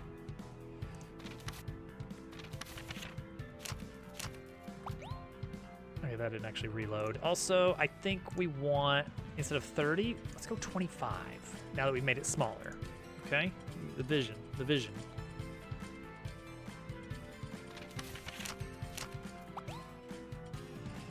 Okay, 25 wasn't enough. Go 15. Come on, I want to see some dots. More dots, more dots. There we go. Oh, now it's too close to that. We need to, instead of add child, we want to add child at index 0. I think. Add child does take a, add child. Isn't there like a add child, or insert child or something like that?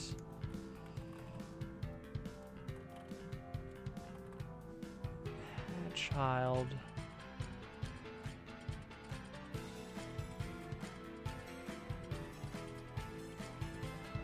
I'm sure there was. Set. Okay, hold on.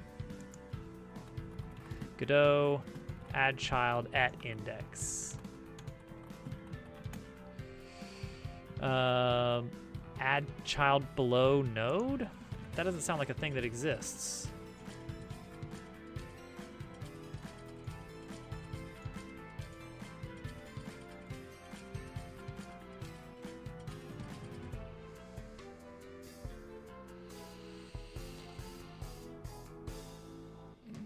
Looking for something more recent, something for Godot 4, because I bet a lot of these are...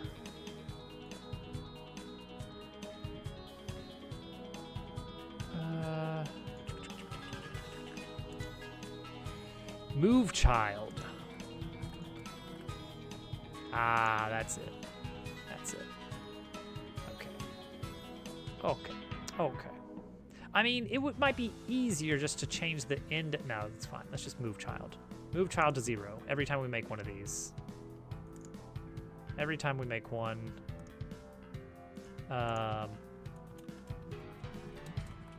Put it at the top. All right. Let's see if that looks a little bit better. It's all right. Throw child. Now I feel like it's too small. The little dots are too small. Or we just need to zoom in more with the art. And that's doable. That is doable, actually. We're allowed to do that. But we need it to be able to scroll within this container without exceeding the edges. How do you do that? It's like a scroll container thing, but I don't want the scroll bars to actually appear.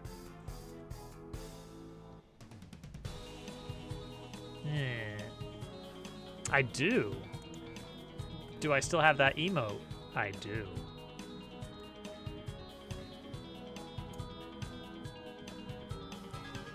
The child that GQ threw that one time.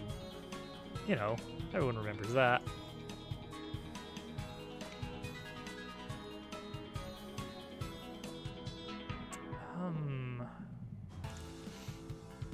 So I could just say, I could just hard code in, do not ever go beyond whatever, but... All right, we'll deal with that another time. But it would look really good a little bit bigger, right? It'll make the world seem bigger if you can't see the whole map at once.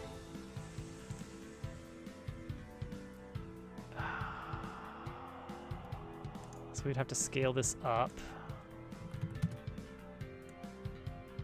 Like this.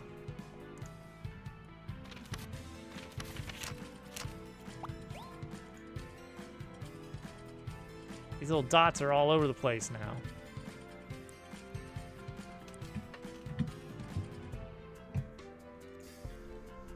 So this center point probably needs to be a lot bigger when we actually build the map. Okay, so now you need to have a selected node.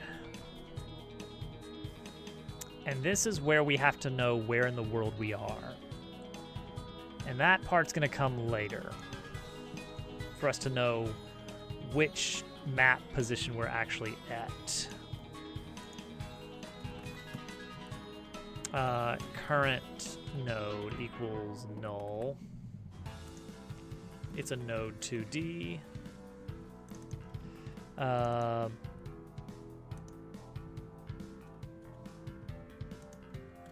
Default this for now to map nodes 0. Map nodes 0. Okay, map logic. Oh, we need something that's actually going... that's going to be a map node. Isn't it? Okay, I think we need to, unfortunately, add another node here. Map areas. Plop it in here. And now, instead of looking at get children, we need to look at areas. Dot get children. And then why not? Let's have dots be where we actually append these. There we go. Now we don't have to worry about draw order as much. And then we need a node 2D for cursor. What is our cursor going to look like? How about some rotating arrows? How about some rotating arrows?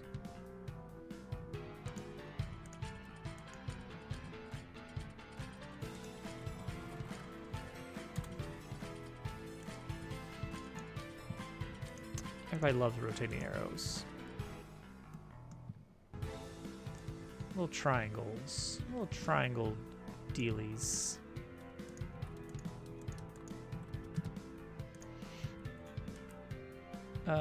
Pretty small. Also, let's flatten it a little bit. Or widen it. Yeah, let's flatten it. Then position it off to the side a bit. Make, oh yes, rotate, yes, move it in, delete, duplicate again, rotate 180 degrees, move it in, delete. I want to have a scaling system here. So we're gonna do, this is the rotator. These are all gonna exist within the rotator, and then the cursor is gonna be scaled down so that as the rotator rotates, you kind of see what I mean there, right? Thank you for the follow. All follows are anonymous. Okay, cursor's gonna have an animation player. Just gonna have a new animation autoplaying and looping. You're never gonna believe what it's gonna do to the rotator. Oh, you're never gonna believe it. It's gonna rotate it. All right, I spoiled it. I'm sorry.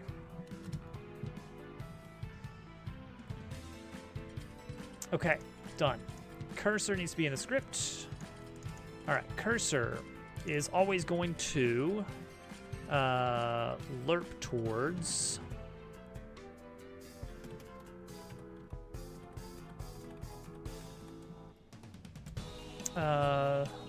the current node, if there is a current node. Then the cursor is going to lerp towards the current node position at a rate of, I don't know, like that-ish. Where is it that I've done delta? Okay, it's just, yeah, it's not great, but it works. We'll need to pass in delta. to the run map logic function from the databank. All right, we're not doing it in process because I don't want this to actually run every frame, and I don't want to be looking to see, is it time to run it? I'm just gonna call it when I need it. Okay, so that's just gonna be sitting there. Also, what if it pulsed a little bit? What if it pulsed just a little bit?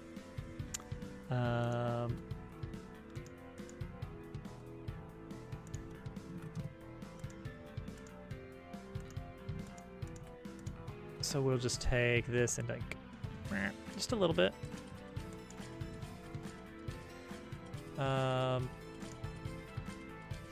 Now we need it to be able to target.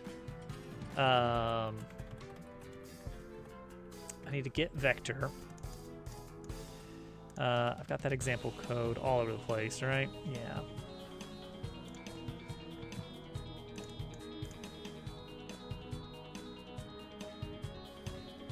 Oh yes, and I need to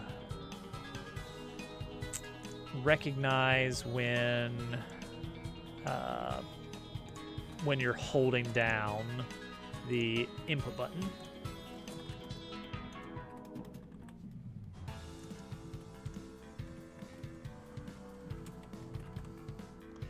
So we're going to increment our input timer. We're going to let that go up a little bit every time the process function is called. Zero it out when we actually accept an input. And then, okay, here's where it gets tricky. We know what our current connections are. And that is any map node connections. Where did we put that? Where did we put our connections? Why did we put it here?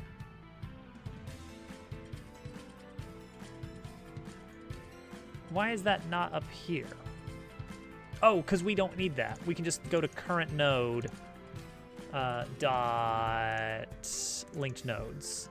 Okay, so we have our list of linked nodes that we could go to. We're going to iterate through those and find the angle of each. Okay. So let's just say links. For link in links,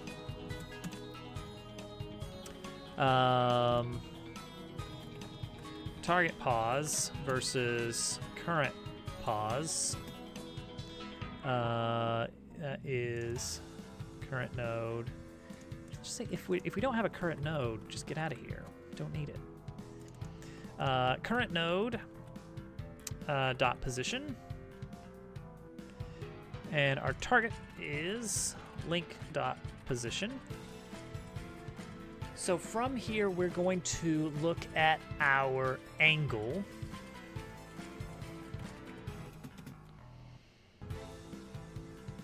And we're going to compare that against our input vector. So the actual angle is start with the target position and subtract out current position.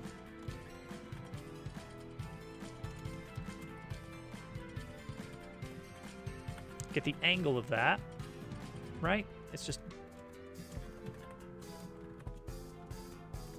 yeah, just angle. Oh, is it it's a function to call? I guess so. All right, we'll call it as a function. Get the angle. Now we want to compare that with the input vector angle. So we want the angle. Oh, I guess we want angle between, right? Vector 2.0. What's the? No, maybe. If you have a vector from. Let's just get the other angle.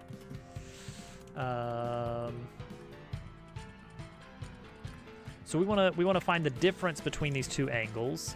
That is tricky already because, well, you don't know which way it's gonna go, and when you do absolute value, it gets silly. So we're gonna take this one, input.angle, And we're going to just subtract angle. Now we have a difference, but it could be something like 350 degrees, which should actually be considered 10. So how do we want to do that? Take the absolute value of it first.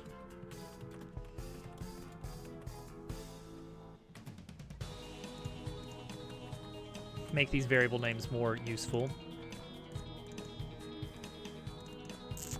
So now we have a number between 0 and 359. If it is greater than 180, radians, if the angle is greater than 180, then angle between is actually 2 times pi minus the angle. This should just be pi. Don't do 180. Use radians. Use radians like a big boy. Okay, so now we have the actual angle. If the angle is more than 90 degrees, I don't care.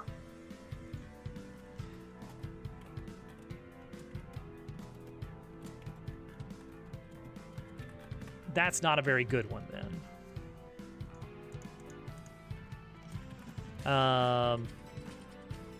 Best link equals null.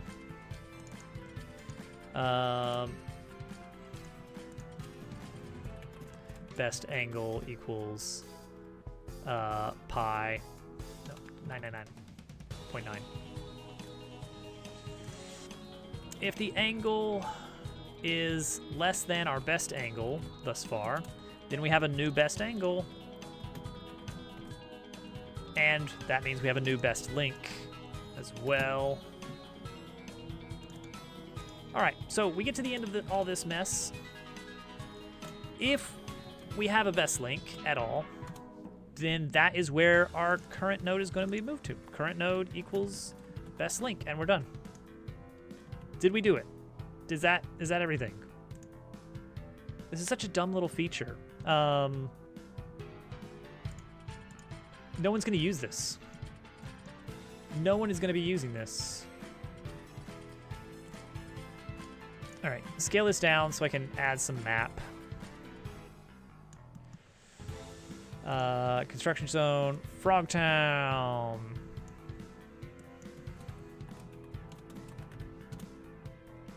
Frogtown's connected to the other place.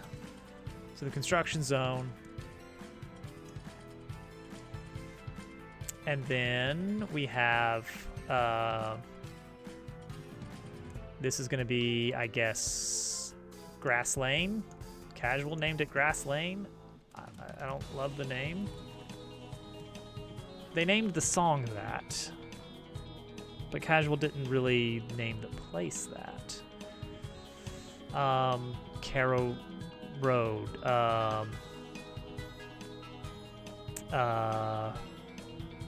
Riverside Trail. Riverside Trail sounds great. Let's go with that. This area is called Riverside Trail. It is connected to Frogtown. Then we have Caro Caves. That is Cannon.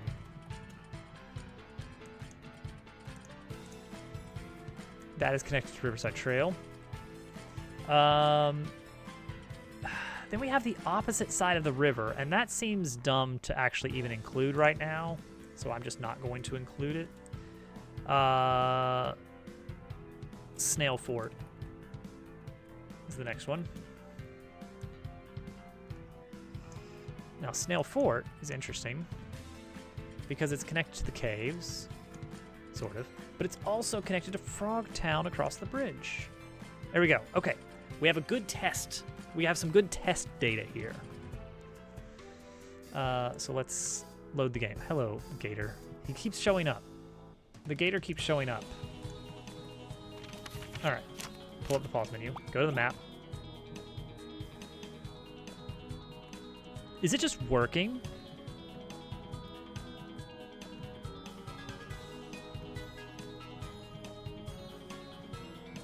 It's just working immediately. Like, no pomp, no circumstance. The map just works. I can just do this. Okay, cool.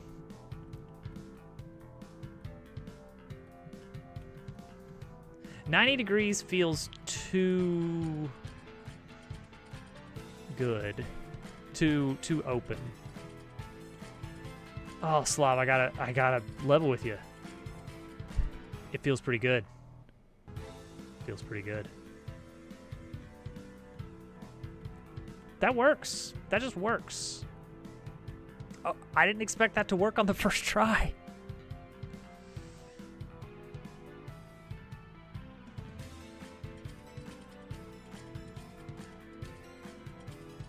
I love that. I love that it worked on the first try. I feel like these little points are going to need some color. The map is going to need more detail, but that's for another time. That's for like late in the process when we're actually like done with laying out everything. For now, geez, that's great. That's great. The lerp is a little bit slow, and also it needs a noise.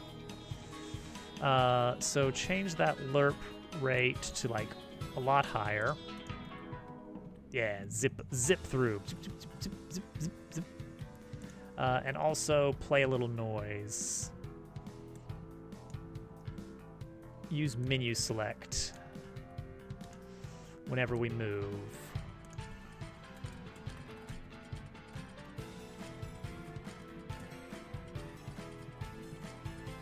Go. No, not menu select. Menu move, right? Menu dash move. Okay, that's the one.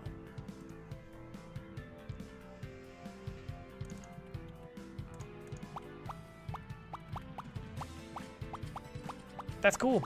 That's cool. I love that. I love that that's a thing that works.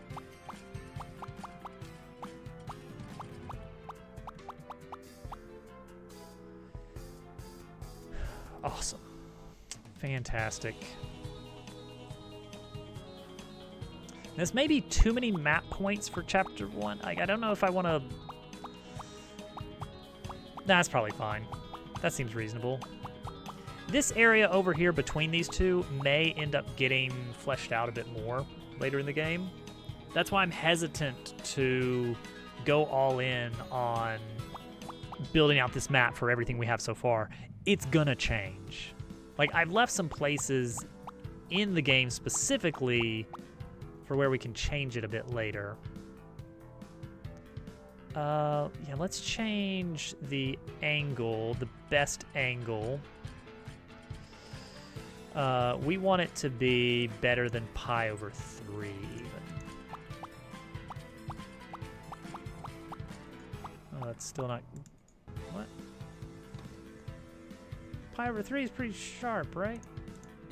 Okay, there we go. Now left and right don't work. Right, pressing right here was actually going up because it was the best angle and it was slightly less than 90 degrees. Now that we're requiring 60 degrees or better, right doesn't do anything. You have to press up first.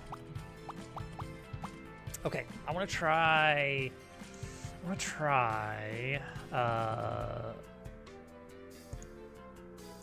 zooming in.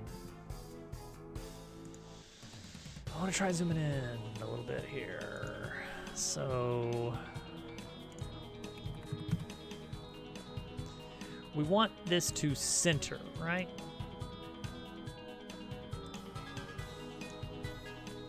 Yeah, so that's going to be interesting. So I want to move the texture itself such that the global position here lines up with the midpoint of the item backdrop. Can you get that? So this is a control node. Is there a way to get the center?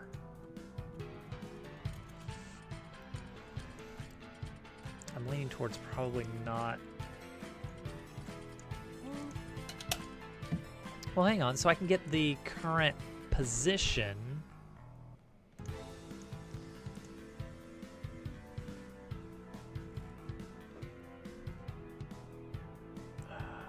What does that get you?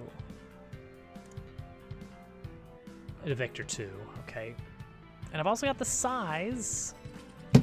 So I can probably, at the very least, I can calculate it.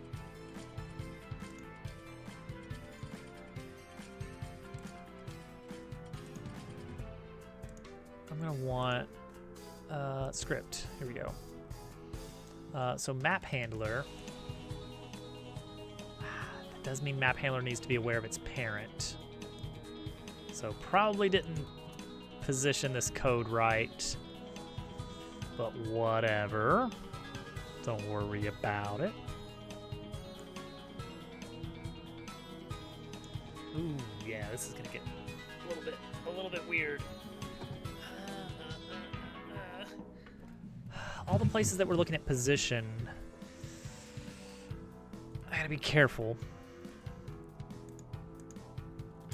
So let's have a scroll map function that we just call whenever we can. And the way it works is... Oh, thank you for the follow. All follows are anonymous. Oh, jeez, my back. We had a big tree branch fall in our yard yesterday, and I don't know if that's what I'm still feeling, but it's in there. There's something going on. All right, let's do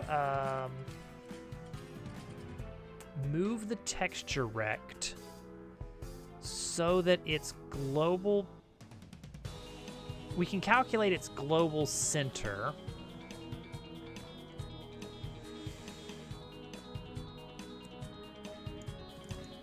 So this would be map container panel.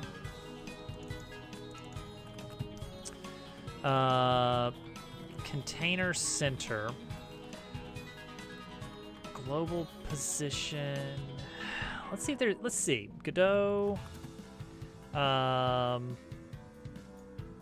Control node. Center position. I want to get the center, right? Everybody's saying you gotta calculate it. All right. Gotta calculate it yourself. Take the global position. Add size over 2. No, we're not gonna be here for much longer, but thank you. Container center. Okay. I've got a feeling I'm gonna want delta here. A data tree. Is that a specific Godot thing, or do you just mean like just an array of data? I'm not familiar with that exactly. I like the angle calculation. Well, I mean, maybe data tree actually does what I need. What is a data tree? I'm gonna do a quick Google here. I have a lot about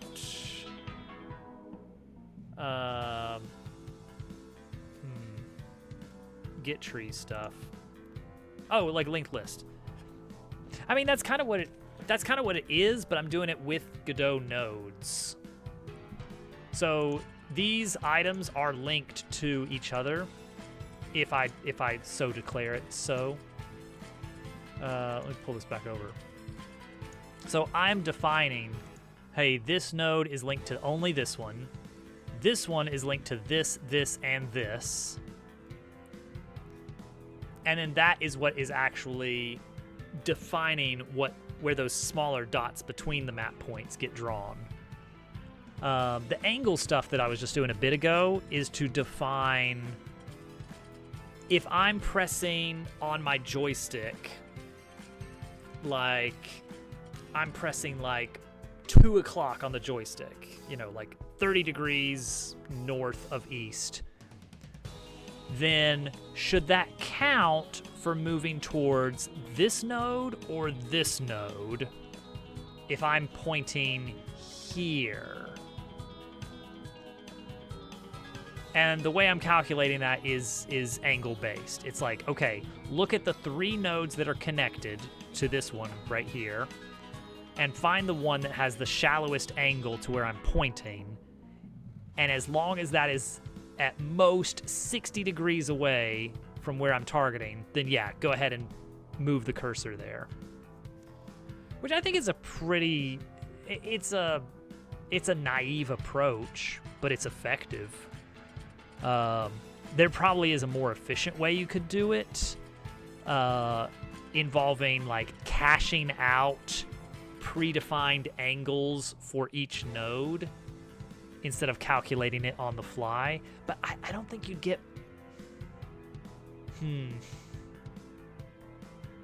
if you pre-baked it, and I just included the list of numbers in the code and it doesn't calculate it on the fly at all, that would definitely be more efficient until you have to change it. So much of the dumb stuff I do is because I'm looking ahead and being like, I'm gonna end up changing this later. Oh gosh, Posey, my headphones. Posey, get off my headphones. Oh, pull that. How did you get your foot around this? No, just lay there. Okay. Thanks, Posey. This poodle just plopped onto the headphones cord and just started snuggling up into it. And she's not a small dog. Okay. Scrolling the map. We know the container center.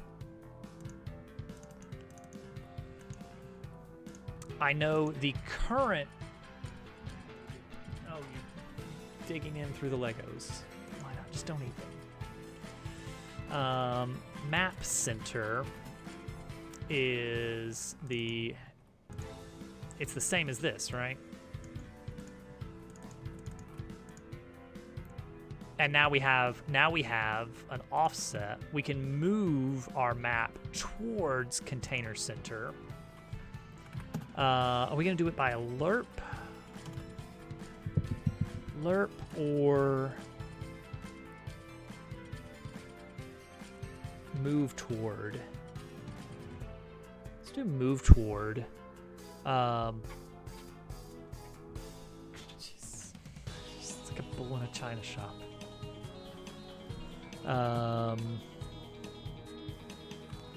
Target offset. We want to move our map center towards our... No, wait. We want to move our cursor position,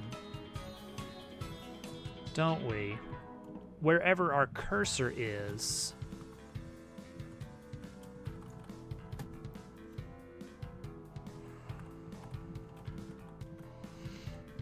Okay, yeah. So we want to move the map such that the cursor moves towards the center. So if, for instance, our cursor is at, I know the global variables don't work this way, but let's say at 100, 100 is where the cursor is, and our container center is at 0, 0, we want to move -100, -100. So we want to move container center minus cursor center. That's the direction we want to go. So take our map position, move toward that position plus the offset, I guess. Do it by a speed of how many pixels per second? 100 pixels per second. There's no way this is gonna work, right? I mean, we did get a first try earlier, and I love seeing that happen. But I think we've exhausted our luck.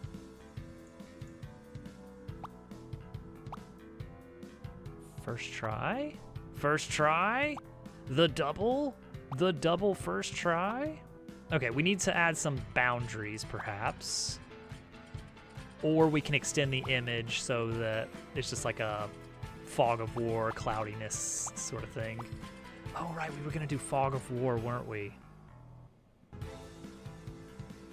That won't be too hard, but that'll be for later. Okay, move toward probably needs to be... Maybe we can do lerp. Maybe we can do lerp instead.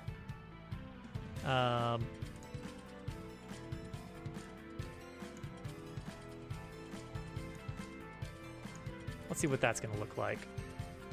I have no idea. Like that shouldn't have happened.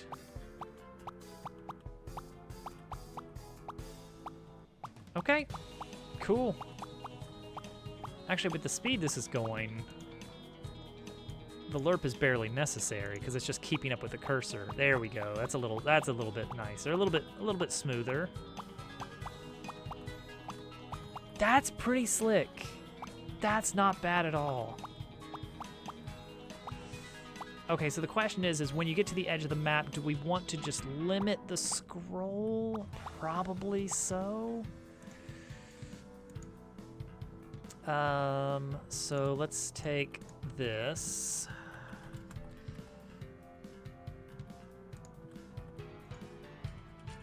And then just cap it.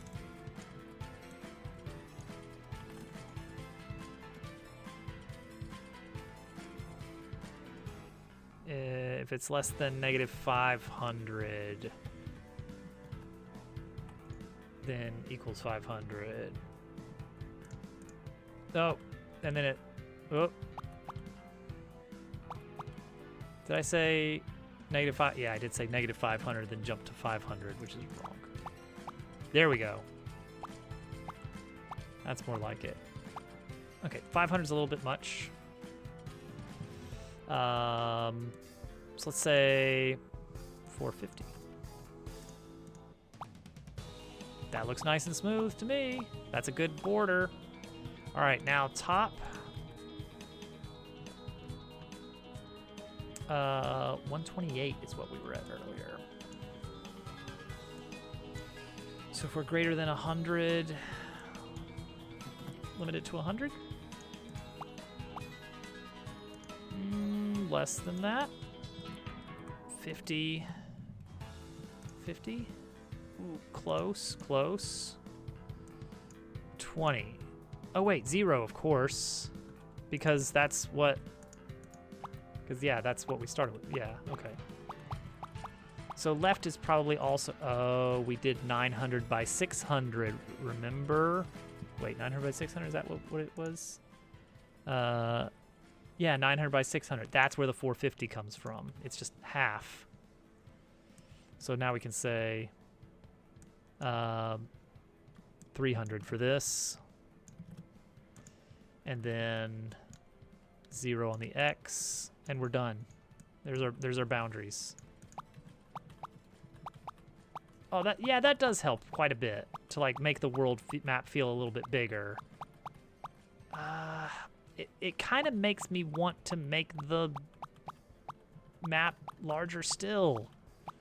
Just so that there's more like a fuzzy border. And like the question of like, is there more out there? Maybe. So to future-proof that, let's take this and replace this 450 with the actual value.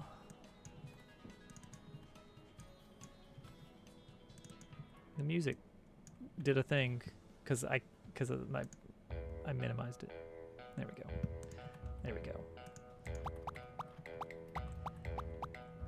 This does almost everything we wanted to already. This is later going to include data about completion percentage, I guess. Like, oh, here's how many treasures are in that area, and here's how many you found. That kind of thing. And maybe, like, some kind of field notes written by, I don't know what character. Some in-game character could, like, write the field notes for each region after either once you get to the area or whatever, or after you beat the chapter, you unlock notes or something. I remember in Thousand Year Door, and I thought this was great in the remake, and I really appreciated it. After you 100%ed an area, you unlocked concept art for it, and that wasn't in the original game, so being such a fan of that, I really enjoyed it. Oh, there's no cancel. I can still do that, but we need a cancel button here.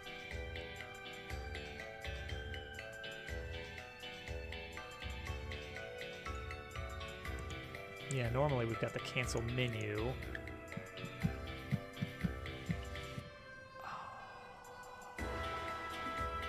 Okay, so yeah, the only to-do item for this now is Fog of War. We don't want areas to be visible until you've seen them. I don't know exactly how we're going to do that. So cancel on this. That's going to be in the databank code. If map page visible, map handler, run map logic. Normally we've got our cancel setups somewhere. Cancel callback. Cancel callback. But this isn't a menu. This area is not a menu. So we want to include if input dot is action just pressed cancel, then do the same things we do on canceling a menu. Actually, all we need to do is this, right? Just that, and that should be enough. It's like, it's not pretty, it's not super extensible, but it's a one-off for the map. The map is going to be a really weird one out of all the, like, all these other things are basically, they jump into menus. But this map is like its own weird thing all to itself. I would like a cancel. I would like a cancel sound too.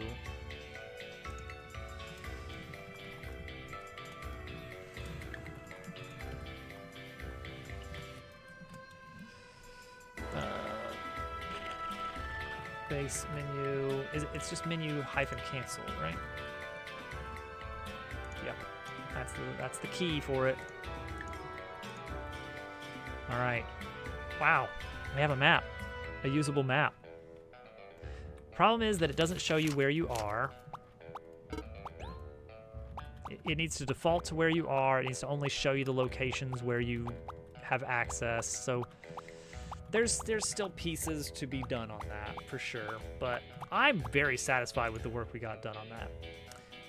To make sure that no one sees our shame, we're going to say not enabled.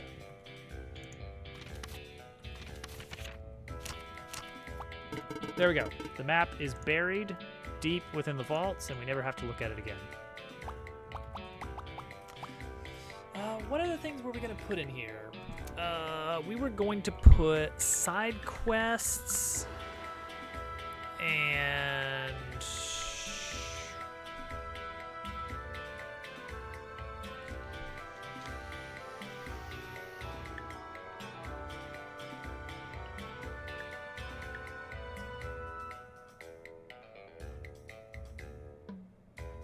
I guess we can put like the MacGuffins that you've collected, like the big plot MacGuffins.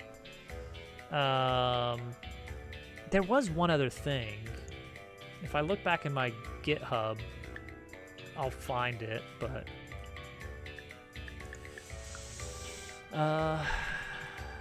databank map. Okay.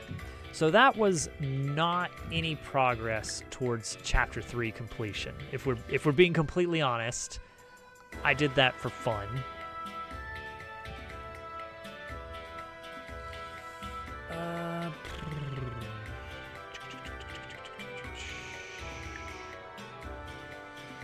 What are we going to go check out now? So next time we need to draw a new character. I love this. I love these little gator guys. Look at these little townsfolk. Oh, they look great. Oh man, big fan, big fan. Let's see here. Let's see if we got some Godoting happening elsewhere on the internet that we can go see. Oh man, we are the second most popular Godot stream tonight out of 8. Oh, I don't know what this is, but I like the look of it already. This is the stuff I want to see. This is the kind of Godot that I want to see. What do we got? English. Okay, good. Had to double check. Show me your game again. This is the kind of like, I want to see the dev art. Oh, did I mess with the microphone? Are we still good? Am I yelling? Am I yelling? The USB cord is very brittle. Let's see. Here we go, here we go. Oh wait, no, hang on, this looks way better than I thought. Crap. I wanted to see stuff that's like just, no, I'm not making any, I'm just going to, no, this actually looks good. Okay, that's, yeah, alright, that's really cool. What the crap? That's good.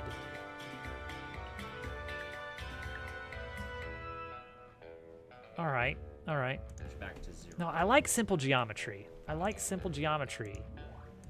You guys remember Moon Rover? Maybe. Alright, let's check this out. I think this looks really cool. How and why? Simple geometry is underrated for game graphics. Like, looking at the background that this guy has created, it's so nice. And it's just basically slowly rotating squares of different colors. Love that. I love that. I can't get away with that in a game like this, but hey, Thursday, we're planning a bonus stream. I'm not 100% sure if it's going to happen. It depends on whether or not my kid is going to school that day. So we're going to see if things thaw. It's not looking great. If it doesn't end up happening Thursday, I'll move my day off. We'll find a way to make it happen, but it might not line up with the affiliate anniversary, which would suck. We'll see what happens. But I'm hoping to do a one-day build something 2D from scratch. I'm going to do a little platformer. I want to learn the map tile system in Godot. So that's the plan for Thursday, starting in the morning. If it doesn't happen then, I'll have details on the Discord of when we move it. So stay tuned for that. Thank you all for hanging out. Thank you for the raids and follows. Have a good night. Bye.